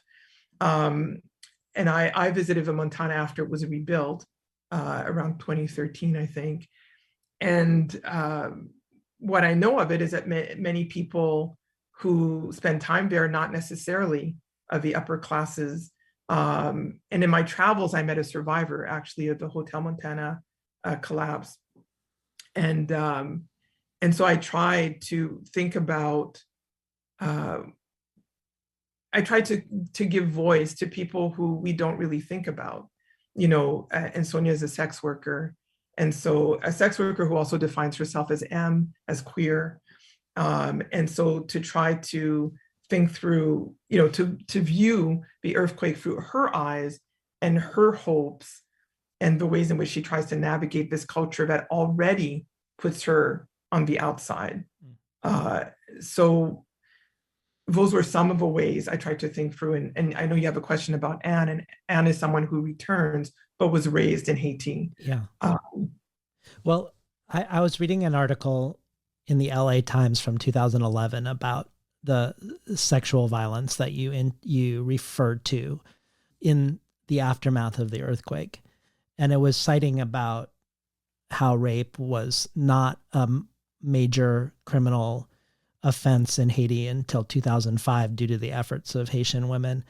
Mm-hmm. That prior to that, in fact, perpetrators could marry their victims mm-hmm. and not have the consequences of the minor infraction, but also that rape was used as a form of political repression during the upheavals of 94 and 2004. So, for instance, women who opposed the military coup by General Raul Cedras or whose male relatives opposed the coup were systematically targeted for rape. But that there was a shockwave of sexual violence that happened when all of a sudden all of these people were homeless and put in these internally displaced camps. Right. That the incidence in a country where the incidence was already high was 20 times higher in the IDP camps. And there were as you mentioned, the United Nations, which I want to talk about further when we talk a little bit more about aid, but also opportunistic predatory groups of men who roamed the camps in the absence of a functioning police post-earthquake.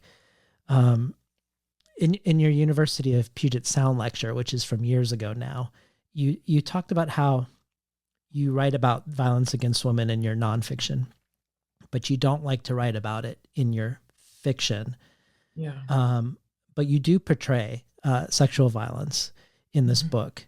And I'd be interested in hearing about your reasons before now to not write it in a fictional narrative, and then why you decided to write it now, and then how you navigated writing it now in a way that you felt okay with writing it now. So I think what has struck me in some literature produced by minority writers more recently is that sometimes the depiction of sexual violence in particular is very explicit. And I think maybe it's because I'm also a literary critic and I teach to very young people.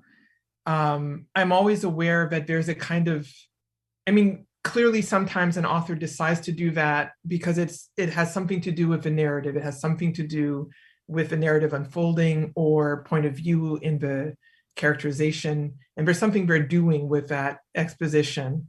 But I'm also aware that it can be read as in ways that perpetuate stereotypes about groups of people, especially in a culture that is of color, of the men in that culture. And so I have always kind of held back in depictions of sexual violence, not to deny its existence, but to, in some ways, give a character a space to exist beyond that moment or that violence. So in previous novels, there are moments of sexual violation, but they're never depicted. They're alluded to, but they're not depicted. And in this particular novel, I think I went a little bit further in the depictions, but I think what I tried to do was to maintain those depictions from the point of view of the person to whom it was happening. And so what I was trying to do was to, and because there was you gave the statistics, there was a great deal of violence, and there's no denying that this took place within the culture, and then eventually when others came in the culture, that was rampant. And so I wanted to find some way to speak about that without it being to layer it, I suppose, is the best way to describe it, to try to have a reader understand that the levels of insecurity and collapse that are taking place, just in this period right after the earthquake, have a longer history. And I don't know how well I manage that. It'll be up to readers to maybe reveal that to me.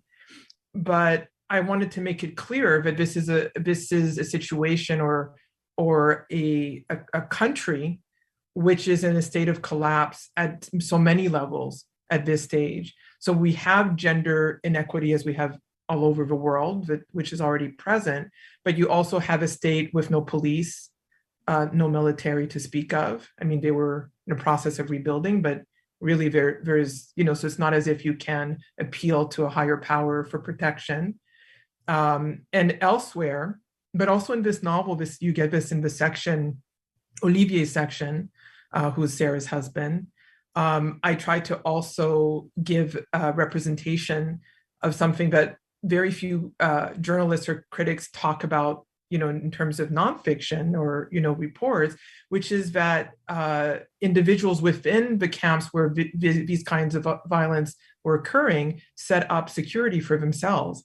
So young men organized themselves to patrol, because they were refusing this violence, which was happening to their mothers, their sisters, maybe also their children. And I wanted to make clear that it wasn't as if this was accepted, just, you can violate who you want. No, there was a pushback. We also know that the organization, a women's organization, which had been formed in response to the political violence that you spoke of, also mobilized in the IDP camps to take people's statements to seek justice for them if it was possible, which is partly how, some things did end up in court. And if they didn't, it was just a way of making sure that the healing process was begun by having those women and girls tell their stories, have them documented, and get them the correct psychological, support that they needed for those traumas, having already lived through the earthquake itself. And so I wanted to and you get a little bit of this in Anne's section where she participates in that taking in of information. So I wanted to give a more rounded picture of that state of collapse, which anywhere would occasion violence, but then also to demonstrate that there was a pushback, a response from within the culture saying, no, we don't accept this. And that people were also trying to help each other through those violences. So I'm not sure if I've answered your question. No, you have very, very well. I wanted to stay just another moment with identity, silence, and erasure, particularly around women and women's narratives. Mm-hmm. At one point, you've said that you used to think that you had no identity, and later realized that the holes and the silences were part of your identity, they were part of your culture. And you quoted Ansel Dua, who talks about making a home out of the cracks.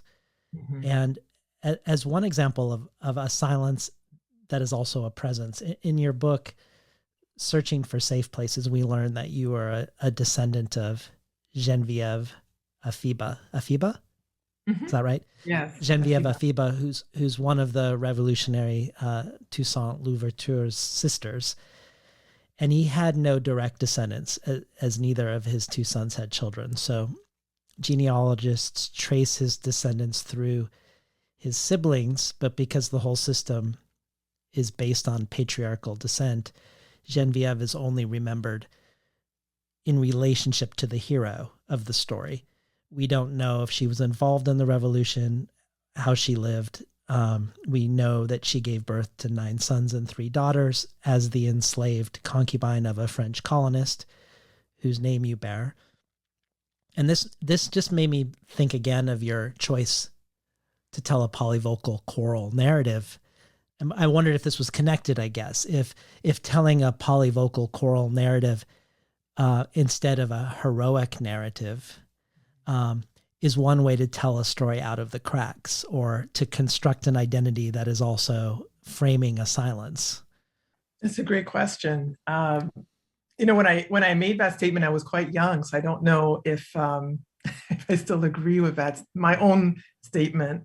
If I wasn't searching for safe spaces, I think I wrote that when I was 23, and so still kind of forming my identity or my sense of identity.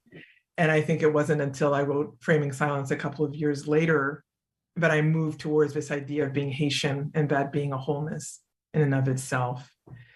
But to the question of polyvocality and speaking out of spaces and gaps, I can't refute that. I don't know that I was thinking about it in that way. I don't think I can refute it, because it is about speaking to silences, or at least to the ways in which this variety of experiences or understanding of disaster and trauma might be weathered in very different ways and still construct a whole. So I think in that sense, there's a connection.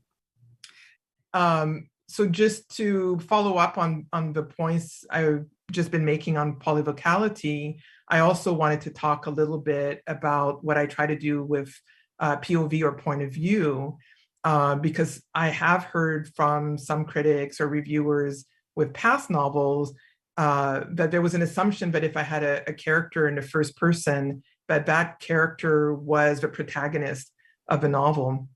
And one of the things I try to experiment with is this idea that point of view is again not about finding the hero in the story. It's about giving the character the voice that is consistent with how they might express themselves or how they might be encountered in real life. So some characters are more intimate and some others are harder to reach. And that usually dictates which point of view I decide to utilize for a character, as opposed to, dear reader, this is your protagonist. It's more like, dear reader, this character doesn't want you to know them that well. Or, dear reader, this character still doesn't know themselves. Or, dear reader, this person is infatuated with themselves, as you see with Richard, the water magnate. So I just wanted to say something about that, because I think polyvocality actually enables a writer to do more with a novel form and more with point of view than what is expected. And hopefully readers can go along with that without trying to recast the novel as a linear narrative that should belong to only one character.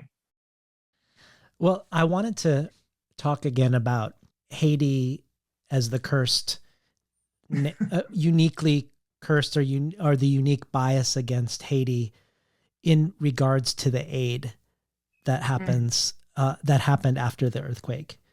Because I think a lot of those narratives that we were unpacking earlier about Haiti, are prejudiced against Haiti, inform a lot of the narratives around the aid. Yes. An incredible $13 billion poured into Haiti. And the fact that that didn't translate into much in the long run, that all that money didn't really lead to long run change, is that narrative is weaponized against Haiti, and it's used as ammunition by those like David Brooks, who say this is because there's something fundamentally wrong with the culture. Right. I listened to multiple economics and money podcasts about the earthquake relief that I found were super interesting. And I hope you, and I imagine you will push back if I get things wrong here. But not only did $13 billion pour into Haiti, but thousands or perhaps tens of thousands of NGOs were set up. And this immense system of NGOs were used to almost entirely bypass the Haitian government, under the argument that the Haitian government was too corrupt to receive the money. Right. And I'm not going to argue whether, I mean, of course there's corruption in the Haitian government, but if we think about whether that accusation holds water around corruption, we shouldn't be giving it to the Haitian government because of corruption.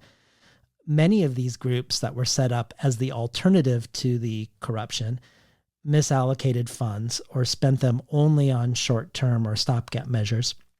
There were people on $1,000 a day retainers to simply be on the ground as Haiti experts. The people on the ground usually didn't speak the language.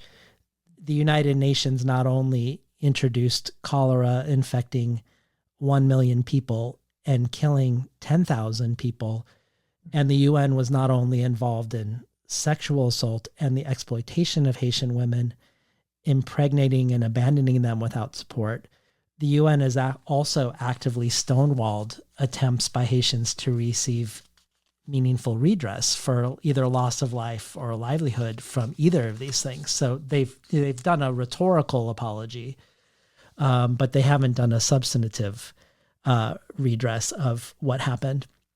But I was also reading this interesting piece from Politico called "The Clintons' Haiti Screw Up as Told by Chelsea's Emails," which is interesting because the Clintons waged this very successful campaign against the negative news stories about their involvement in Haiti. So much so that Time magazine called it America's compassionate invasion, that according to the Los Angeles Times was largely a success, and that in the main newspaper in Portugal, it said it offered further proof that in critical moments of the history of mankind, the U.S. is in fact an indispensable nation.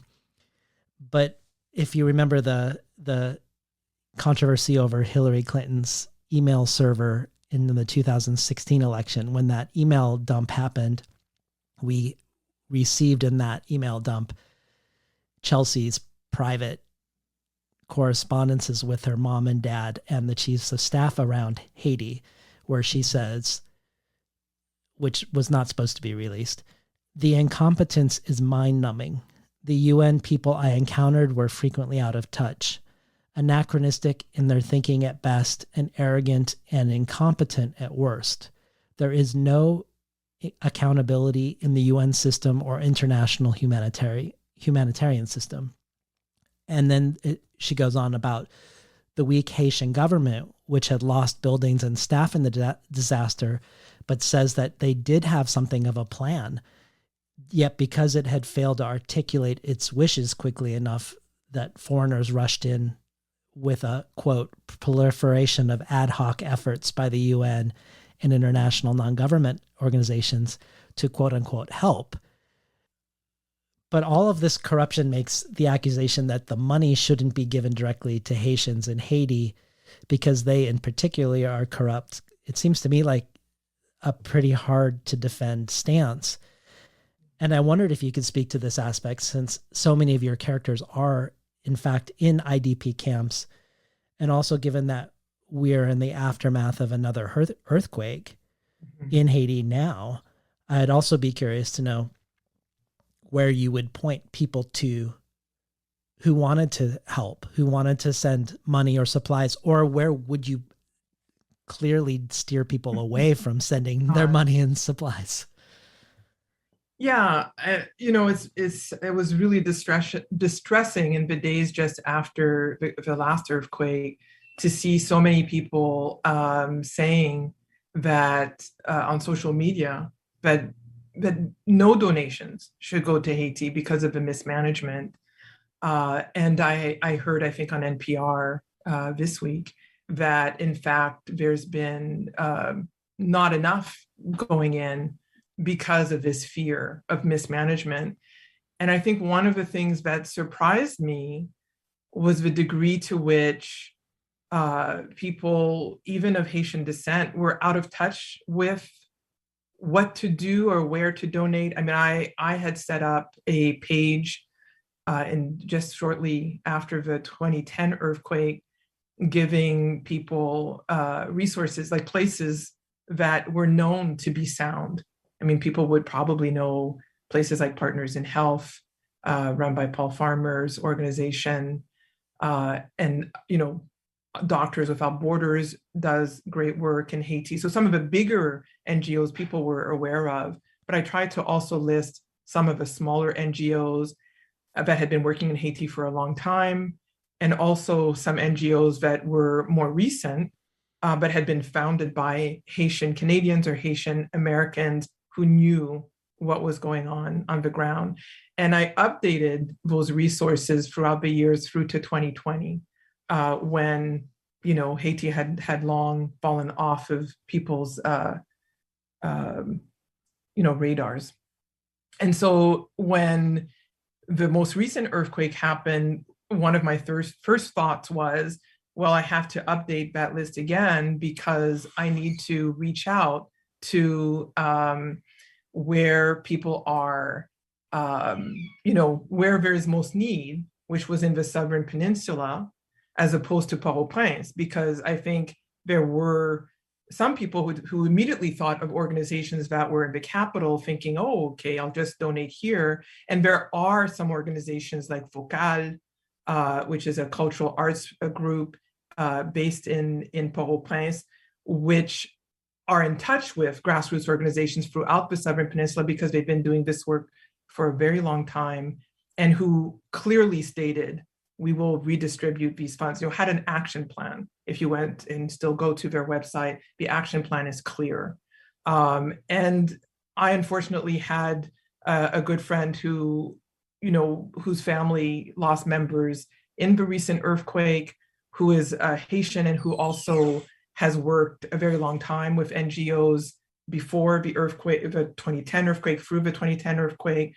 And as I was hearing about her family situation, asked, where should people be giving funds now? And of course, she was not at that moment ready to provide those resources, but that led me to reach out to those individuals and groups that I have been working with for, over a decade, to find out what they would suggest. And they had lists. They already knew because they've been working on these issues, and also because of I think it was Hurricane Matthew a few years ago had already set up all these circuits, and so I provided those on my website as well, and I'll keep updating them, as things come in. I'll point people to your website too when I send out the show notes. Thank you. I really appreciate that. And what I also do is that if I hear anything negative, or if somebody tells me, well, they're not, this has happened, I remove groups and, indicate new resources. But I haven't had to do that for most of the grassroots organizations that I've recommended. They have done stellar work with very little. So I've answered the second part of your question, but to the bigger part of the question, which is what do I say to people who say, well, look at all this corruption. I think statistically, in terms of the 13 billion that poured into Haiti, only 1% of that money was given to the Haitian government. And most of those monies did not stay within the country. So, and this is something that's known in the aid world, that there is a kind of rotating door in terms of those funds, in the sense that they are often tied not only in terms of labor, but in terms of actual, the materials that are used, for example, for rebuilding, homes or structure, that often the resources that are in the country are not being used, they're being shipped in from elsewhere. So maybe you collected $100,000 to rebuild the school, but instead of using materials that are in the country or labor in the country, maybe you have, unfortunately, people on spring break from a university go in and build, and then you import all the materials. Now, sometimes it is necessary to import material that the country may not have, but the most successful organizations were those that taught individuals within the country, to, reconstruct, for example, taught skills that would be left there and then help in the rebuilding. For example, the name is slipping me right now, but there's an organization out of California that has been tasked since 2010 to evaluate buildings, the soundness of buildings. And I did a commemorative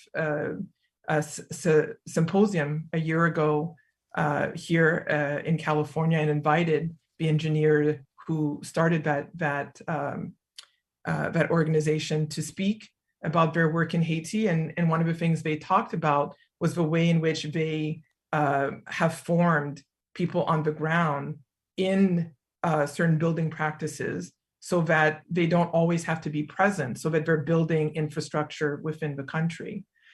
I think the other thing that is neglected, so I also happen to have on my mother's side a number of engineers who one of whom left Haiti and worked in Morocco and other areas, but returned to Haiti and lived there most of his life, and another who was formed in the United States, but then did only built in Haiti. None of their buildings fell.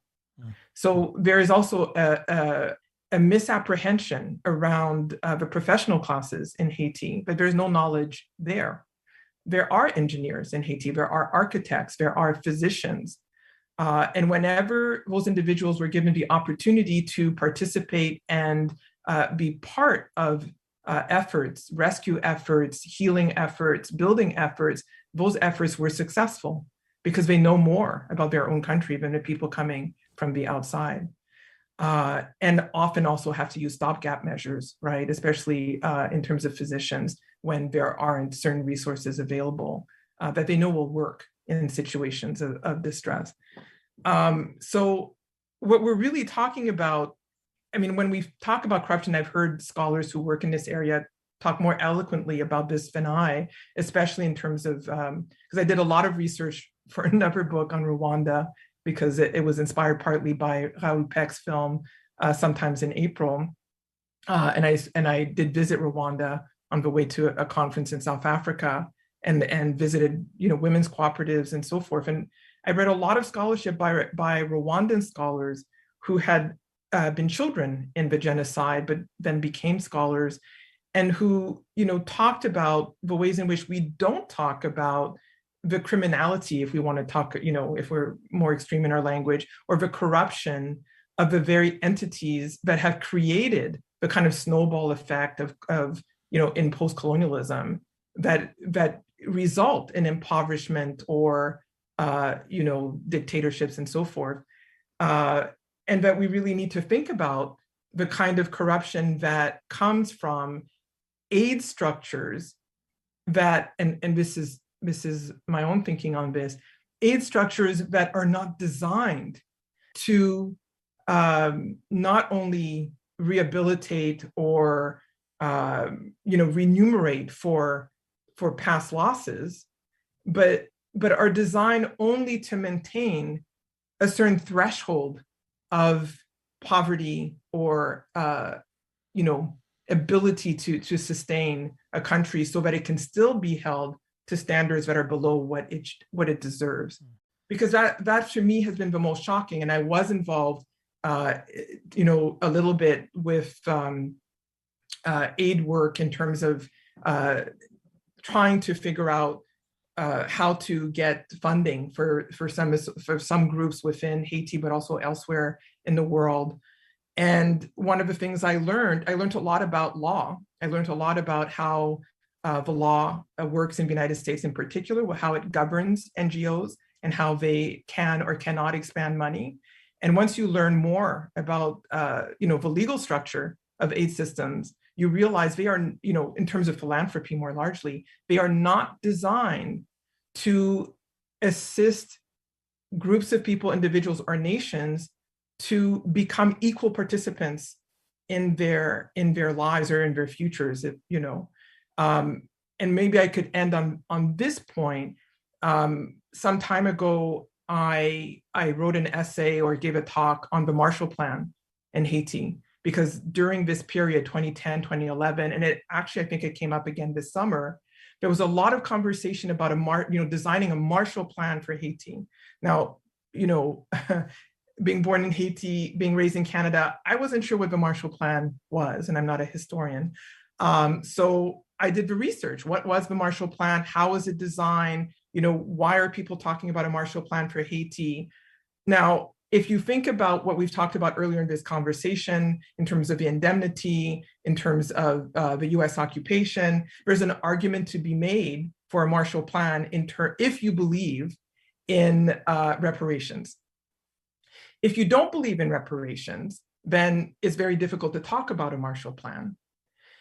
If still you believe in the Marshall Plan, as it was designed for Europe as a way to bolster, nations that had been really economically decimated by World War II and certain populations and capitals through that process, then you're talking about a reallocation of resources that allows a nation to function and participate in a productive exchange with other nations.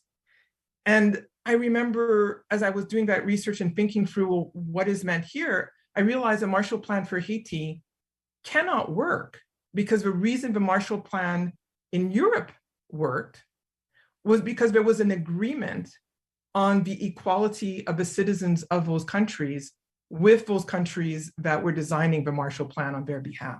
Right. That is the difference. If you don't believe that a nation is equal to you, has equal value, then you cannot, do the work you need to do. And unfortunately, I think aid structures, as benevolent as they seem, and as, in the same way that we want to believe that aid structures are really assisting people, there's a degree to which they are hamstringed by these legal apparatus and so forth, but also are intimately tied to belief systems, ideological belief systems that I think are still tethered to colonial belief systems that don't require that those who provide aid believe that their recipients not only are worthy of it, that they deserve it, but that they are as deserving as the people who provide it.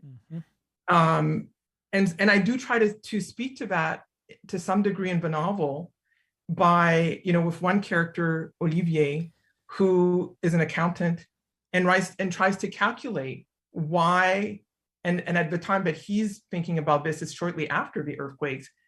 And there was a lot of money pouring in just within months. He's trying to calculate, where is this money going? And why isn't he seeing it? You're kind of reading my mind, because what I was hoping you would do next is read a section from Olivier. And partially because of this, because of the content, but also I think tonally and syntactically and everything, he's a very different voice than the other 9. So this is from Olivier's section, March 2010. As soon as I arrive in the rocky field of Camp Cocasse, I find that shelter turns out to mean a doghouse smaller than the shithole tent I had to leave my wife and son in Port-au-Prince. In the market turned into a displaced persons camp below the cathedral. The shack has got a metal corrugated roof that's hot as hell and no running water.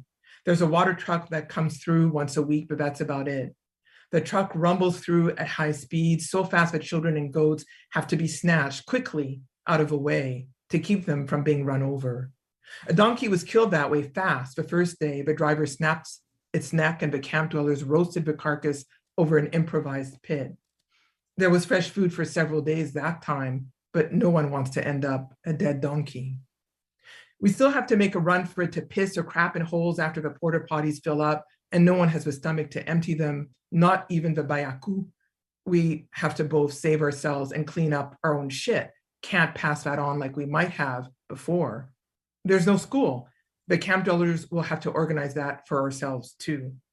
Food rations are the usual Blanche Arkansas rice we've been eating for years, and freeze-dried packets of gritty material reconstituted with boiling water that we pretend is edible.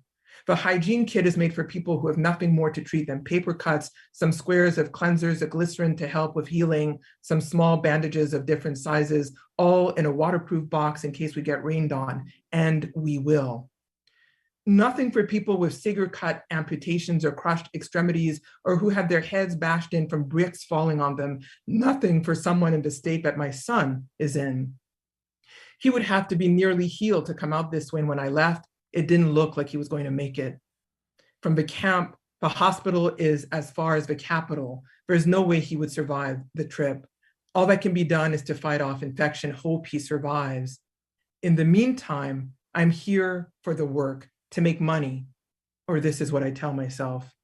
In Camp Cocasse, we're 5,000 souls in the arid desert. Soon, when words get out about the factory that's being planned out this way, there will be thousands upon thousands more. But now it's just us out in the middle of nowhere with no running water, no electricity.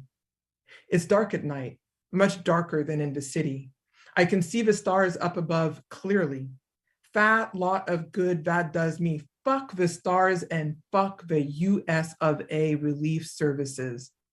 I never even got my $50 after I was shown to the door of my new lodgings, a shit house in a long row of dog houses. They smiled when they dumped me in the camp as if I should be grateful.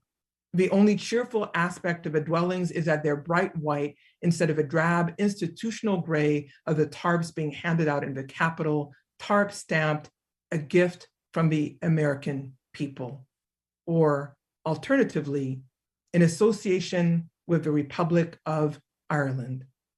The Irish own the telecommunications in Haiti. They don't have to pick potatoes or anything else anymore. I wanted to buy a franchise a few years ago. We never did it. Would we be elsewhere had we done that? Would we be on a plane heading out to Ireland now? The dwellings are so white that it seems that perhaps the people who had them built had imagined that they were creating a colony on the moon or on Mars. We are a colony, that's for sure, a petri dish. Welcome to Camp Cocasse, gateway to the intergalactic medieval future. We've been listening to Myriam Chancy read from What Storm, What Thunder. In the talk that I referenced earlier that you gave about Haiti in relation to Latin American and Latin American studies, you were talking about how Haiti is presented with two options, omission or submission. And you've talked about how Haiti has taken its omission and its unique story of sovereignty and revolution with both a sense of pride and an immense amount of cultural production, that it has a deep sense of cultural identity, despite all of the ways it has been omitted. But there are other Haitians who argue that submitting to the view of what others have of it, of capitulating to the world at large, is the best way forward, with some Haitians wanting Haiti to become a French department or to become like Puerto Rico, to be lifted out of its situation through its giving up of its sovereignty. And you yourself in that talk were wondering if there was a third way. And if we think back to the market woman Malou, the matriarch in glue of the book, and then her son Richard, who left Haiti, perhaps he's an example of the submission camp in the sense that he's fully embraced the privatization of water and wants to sell it back to his own people to seem like he's a savior, but really to enrich himself. But his daughter, Malou's granddaughter, Anne, which makes me think of when you were talking about the engineers on the ground who do have the knowledge to build buildings better than the Irish aid organization that builds one that isn't meant to withstand anything. The granddaughter of Malou, Anne, is an architect in Rwanda who's coming home. And I wonder if she represents an unnamed third way. So I was hoping maybe in the context of omission, submission, and something else, if you could talk about Anne. Yeah, I was thinking that Richard is a capitalist. So Richard is in some ways no longer Haitian, right? In terms of his affiliations. He returns to Haiti and has an epiphany about his trajectory. But I think he might not fit in either of those poles because he hasn't been thinking about Haiti for so long.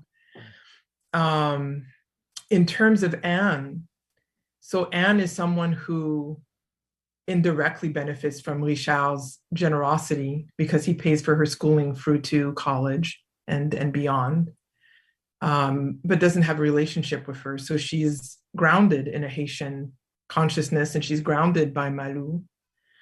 And, and she has a vision of the possible, which is why she is working with an NGO as an architect, even though it's not in Haiti at the time.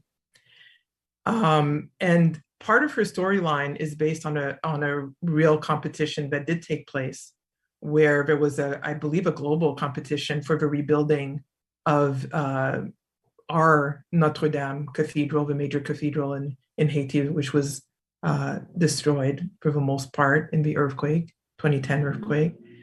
And the competition was not won by Haitian, and it wasn't limited to Haitian architects. And I can't say that the presumption was that there were no Haitian architects, but the question did cross my mind, given that I have engineers in my family. And so, yeah, Anne does represent a third way, and a third way that has been activated by those organizations we spoke of earlier, who are working alongside and with Haitians, and sometimes are actually designed by Haitians themselves, who know their country best. And at the same time, I want to be clear to say that I don't presume, because this has also been invoked, this summer, and I'm sure prior, it was invoked actually, especially in the early 2000s. I don't believe that it is necessarily up to members of the Haitian diaspora, even though remittances from the diaspora really sustain a large part of the population, that diasporic individuals should impose themselves on Haiti. And Anne is not diasporic in this sense, right? She is from Haiti. She was raised there, born there, raised there, and has intimate ties to the country. And so I think what I was imagining through her was what would happen if there was an investment, like there was an investment in her, even though from her father's part, it was a kind of ego investment, right? He wasn't doing it with this idea of rebuilding Haiti.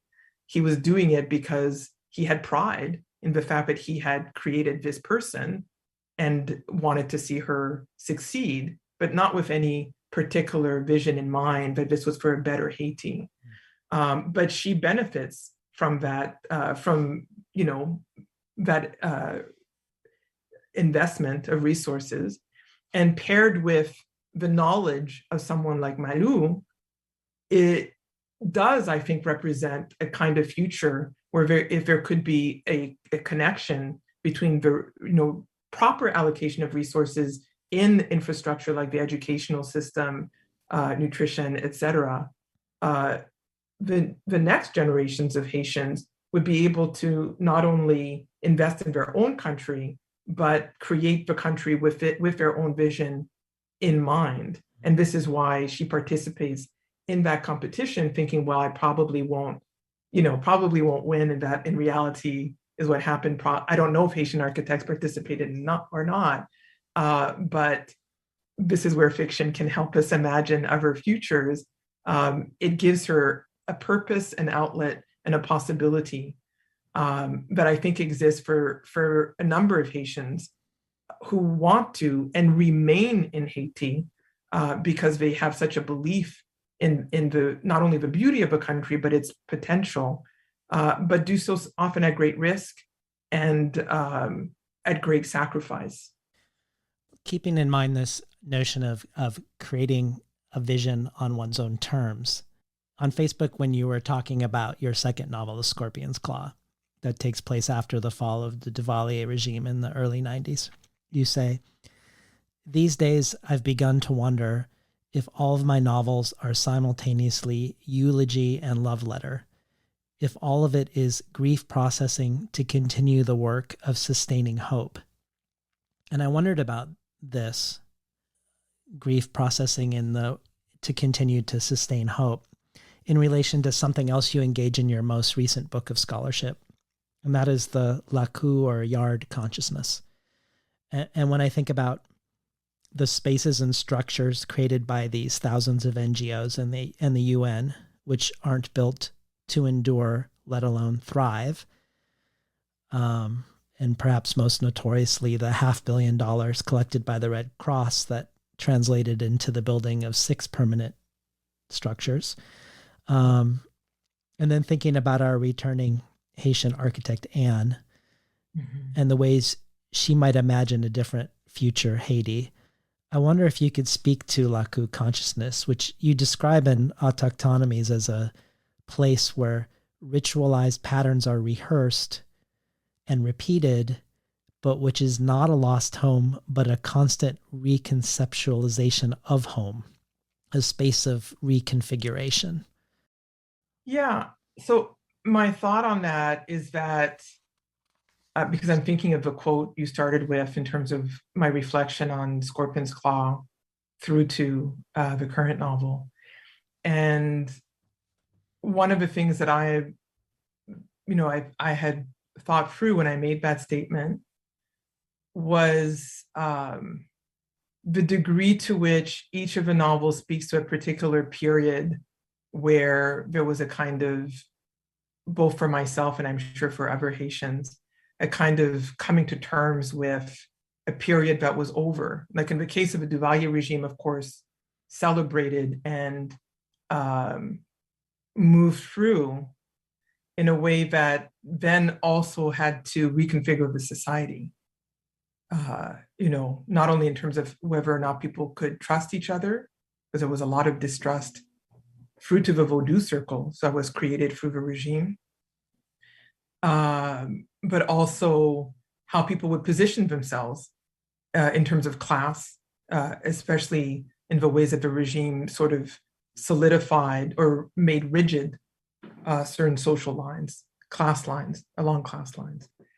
And then, when I started working on the novel in 2013, I think the other thing that happened was that, having been back in the country several times after the earthquake, there was a point at which, as the rebuilding took place, but rebuilding took place in ways that didn't take into consideration the most vulnerable populations. So NGOs were building 4-star hotels and this kind of thing, I realized that the country I had known, especially as a child, wasn't recognizable to me anymore. And so this is not just in terms of, the landmarks that were lost, like the equivalent to our White House or the cathedral, remnants of which, at least for the cathedral, are still there. There's also a sense of that the rebuilding just completely changed the face, at least the outward looking face of certain neighborhoods in ways that were very disconcerting, especially if one has a consciousness of, reaching class equity, disturbingly did not respond to the greatest need. So Lakou consciousness, as I talked about it in Autochtonomies, has to do with a principle that is very Haitian, although I applied it to texts by people of African descent who are not necessarily Haitian, has to do with this concept of a yard, which goes back to African societies from which many Caribbean societies originate. And the idea that family groups, kinship groups, and then eventually spiritual groups would use the formation of the circle of a village yard as a means to gather, and this brings us back to our conversation about Wakaima and the gathering that took place in the clearing in the woods, was a way for people to integrate their beliefs, but also to exchange. And, in the Anglophone Caribbean, some yard systems, for example, in Trinidad, are created around music, right? Or created around rituals that have to do with carnival or so forth. But the yard conceptually really has to do with the preservation of cultural lifelines as well as spiritual ones. And the argument I made in Autochtonomies, and I'm getting to the fiction, had to do with this idea that some of these spaces now are virtual, in the sense that one doesn't necessarily have to be in the home place to be actively participating in Lakou consciousness, because Lakou consciousness has to do with staying true to what has gone on before. And my argument was, of course, that what has gone on before predates the colonial moment. And we know this to be true in terms of retention that has to do, with music or the arts, and obviously with historical memory and spiritual memory. And so one of the ways I see my novels is that they're not only a grief process around my own individual losses vis-a-vis Haiti, but they are my way of participating in Lakou consciousness and participating in the preservation of culture. And not just in terms of invoking, Vodou at different junctures in What's Wrong with Thunder and other places in the fiction, but in being true to what I know is still present within the culture. And my best way of verifying that I'm not only accurate, but I'm being faithful to that, is that a number of Haitian readers or, Haitians who will come to readings who are much older than I am, will confirm, interestingly, both their skepticism that I'm able to participate in the culture, having lived outside of Haiti for at this point, much of my life, and then affirm that I got it right. I remember reading from Spirit of Haiti many years ago, actually here in California, before I moved here many, many years ago. And a Haitian man in the audience, who was probably at that time 20 years older than I was probably in my 30s, said, I read a passage from the novel, which was in an elderly women's, or represented an elderly woman. And he said, I'm really surprised because you described my grandmother's house. How can you describe my grandmother's house if you've lived outside of Haiti for so long? So all I can say is, "M'pa connais, c'est Lakou." I don't know. It's the Lakou. I mean, so I both participate in the Lakou and also inform myself, because part of a work of being a writer, I think not only for myself, but most writers, is to do research. So I'm also researching different aspects of those things I want to reflect to make sure that I'm being accurate. But I do think there is a spiritual element that is undeniable in the process, and that at least confirms for me that I'm participating in Laku consciousness, even if I never return to Haiti to live. Well, as a final question, I was hoping maybe we could touch on the title, which both comes from Revelations, but also from a Frederick Douglass quote that I feel like when you're talking about grief processing and sustaining hope, it feels like it's speaking into sort of a never-ending, impossible moment, but also somehow at the same time flipping the terms and suggesting possibility for perhaps a different future. Could you maybe, if you could read that epigraph by Frederick Douglass, and maybe then talk about some of what goes into the title for you? Yeah, so this is from Frederick Douglass in 1852, and I believe the essay comes from is what to the slave is July 4th. I'm not getting the title completely right, but it was talking about July 4th and its meaning for enslaved African Americans. At a time like this, scorching irony, not convincing argument is needed. Oh, had I the ability and could reach the nation's ear, I would today pour out a fiery stream of biting ridicule, blasting reproach, withering sarcasm, and stern rebuke. For it is not light that is needed, but fire. It is not the gentle shower, but thunder. We need the storm, the whirlwind, and the earthquake. And then Revelations, there is a language around the earthquake and thunder, raining down upon the people. There's a few different ways to think about this. I mean, it took some time to arrive at a title for the novel. The working title was 12. And I really wanted to stay with that. But I was informed that no one in the United States would think of it as 12. And so was moved away from it, even though in my heart, I think it remains, 12. And also because in the United States, 12 can mean the police. And so it might have thrown off readers. There's nothing about police in here. And so we settled on What Storm, What Thunder, partly because it's a kind of understated title, but it still speaks to the natural part of a disaster.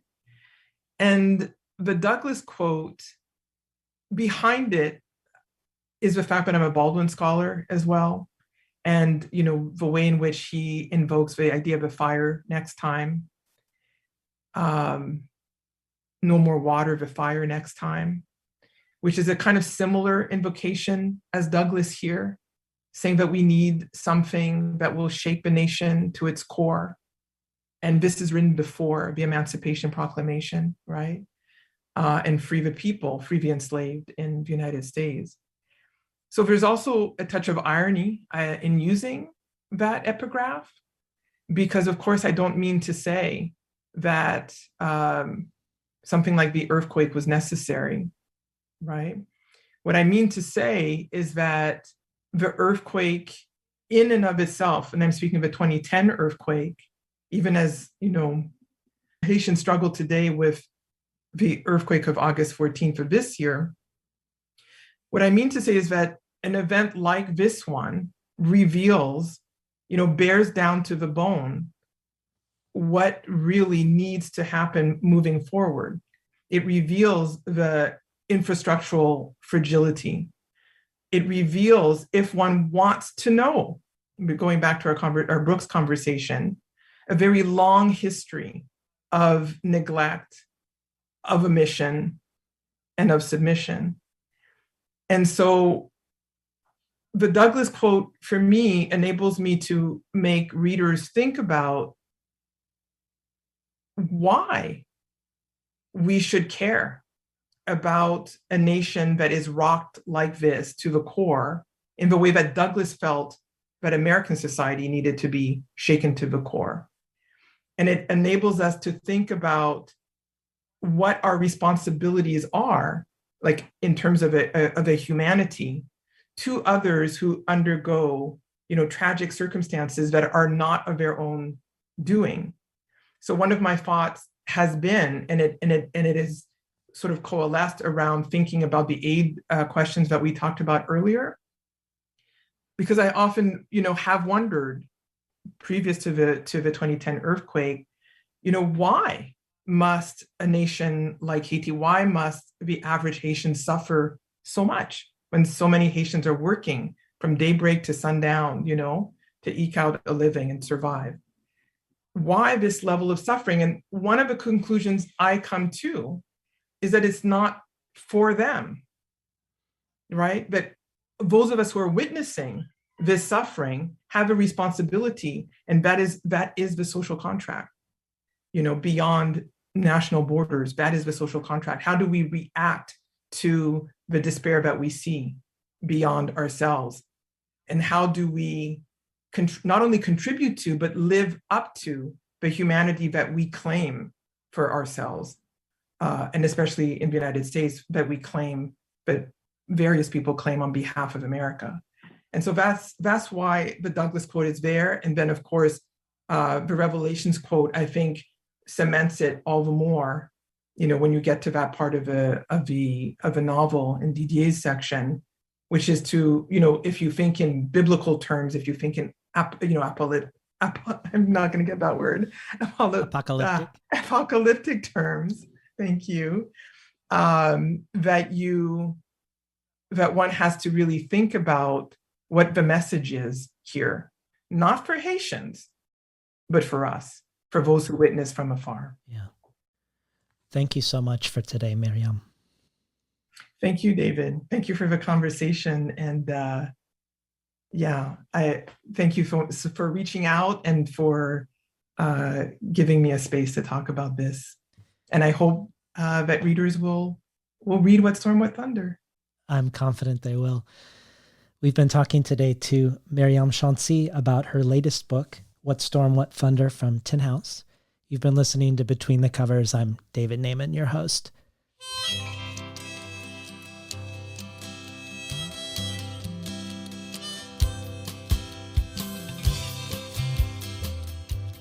Today's program was recorded at the volunteer-powered, non-commercial, listener-sponsored, full-strength, makeshift home office of me, David Naiman.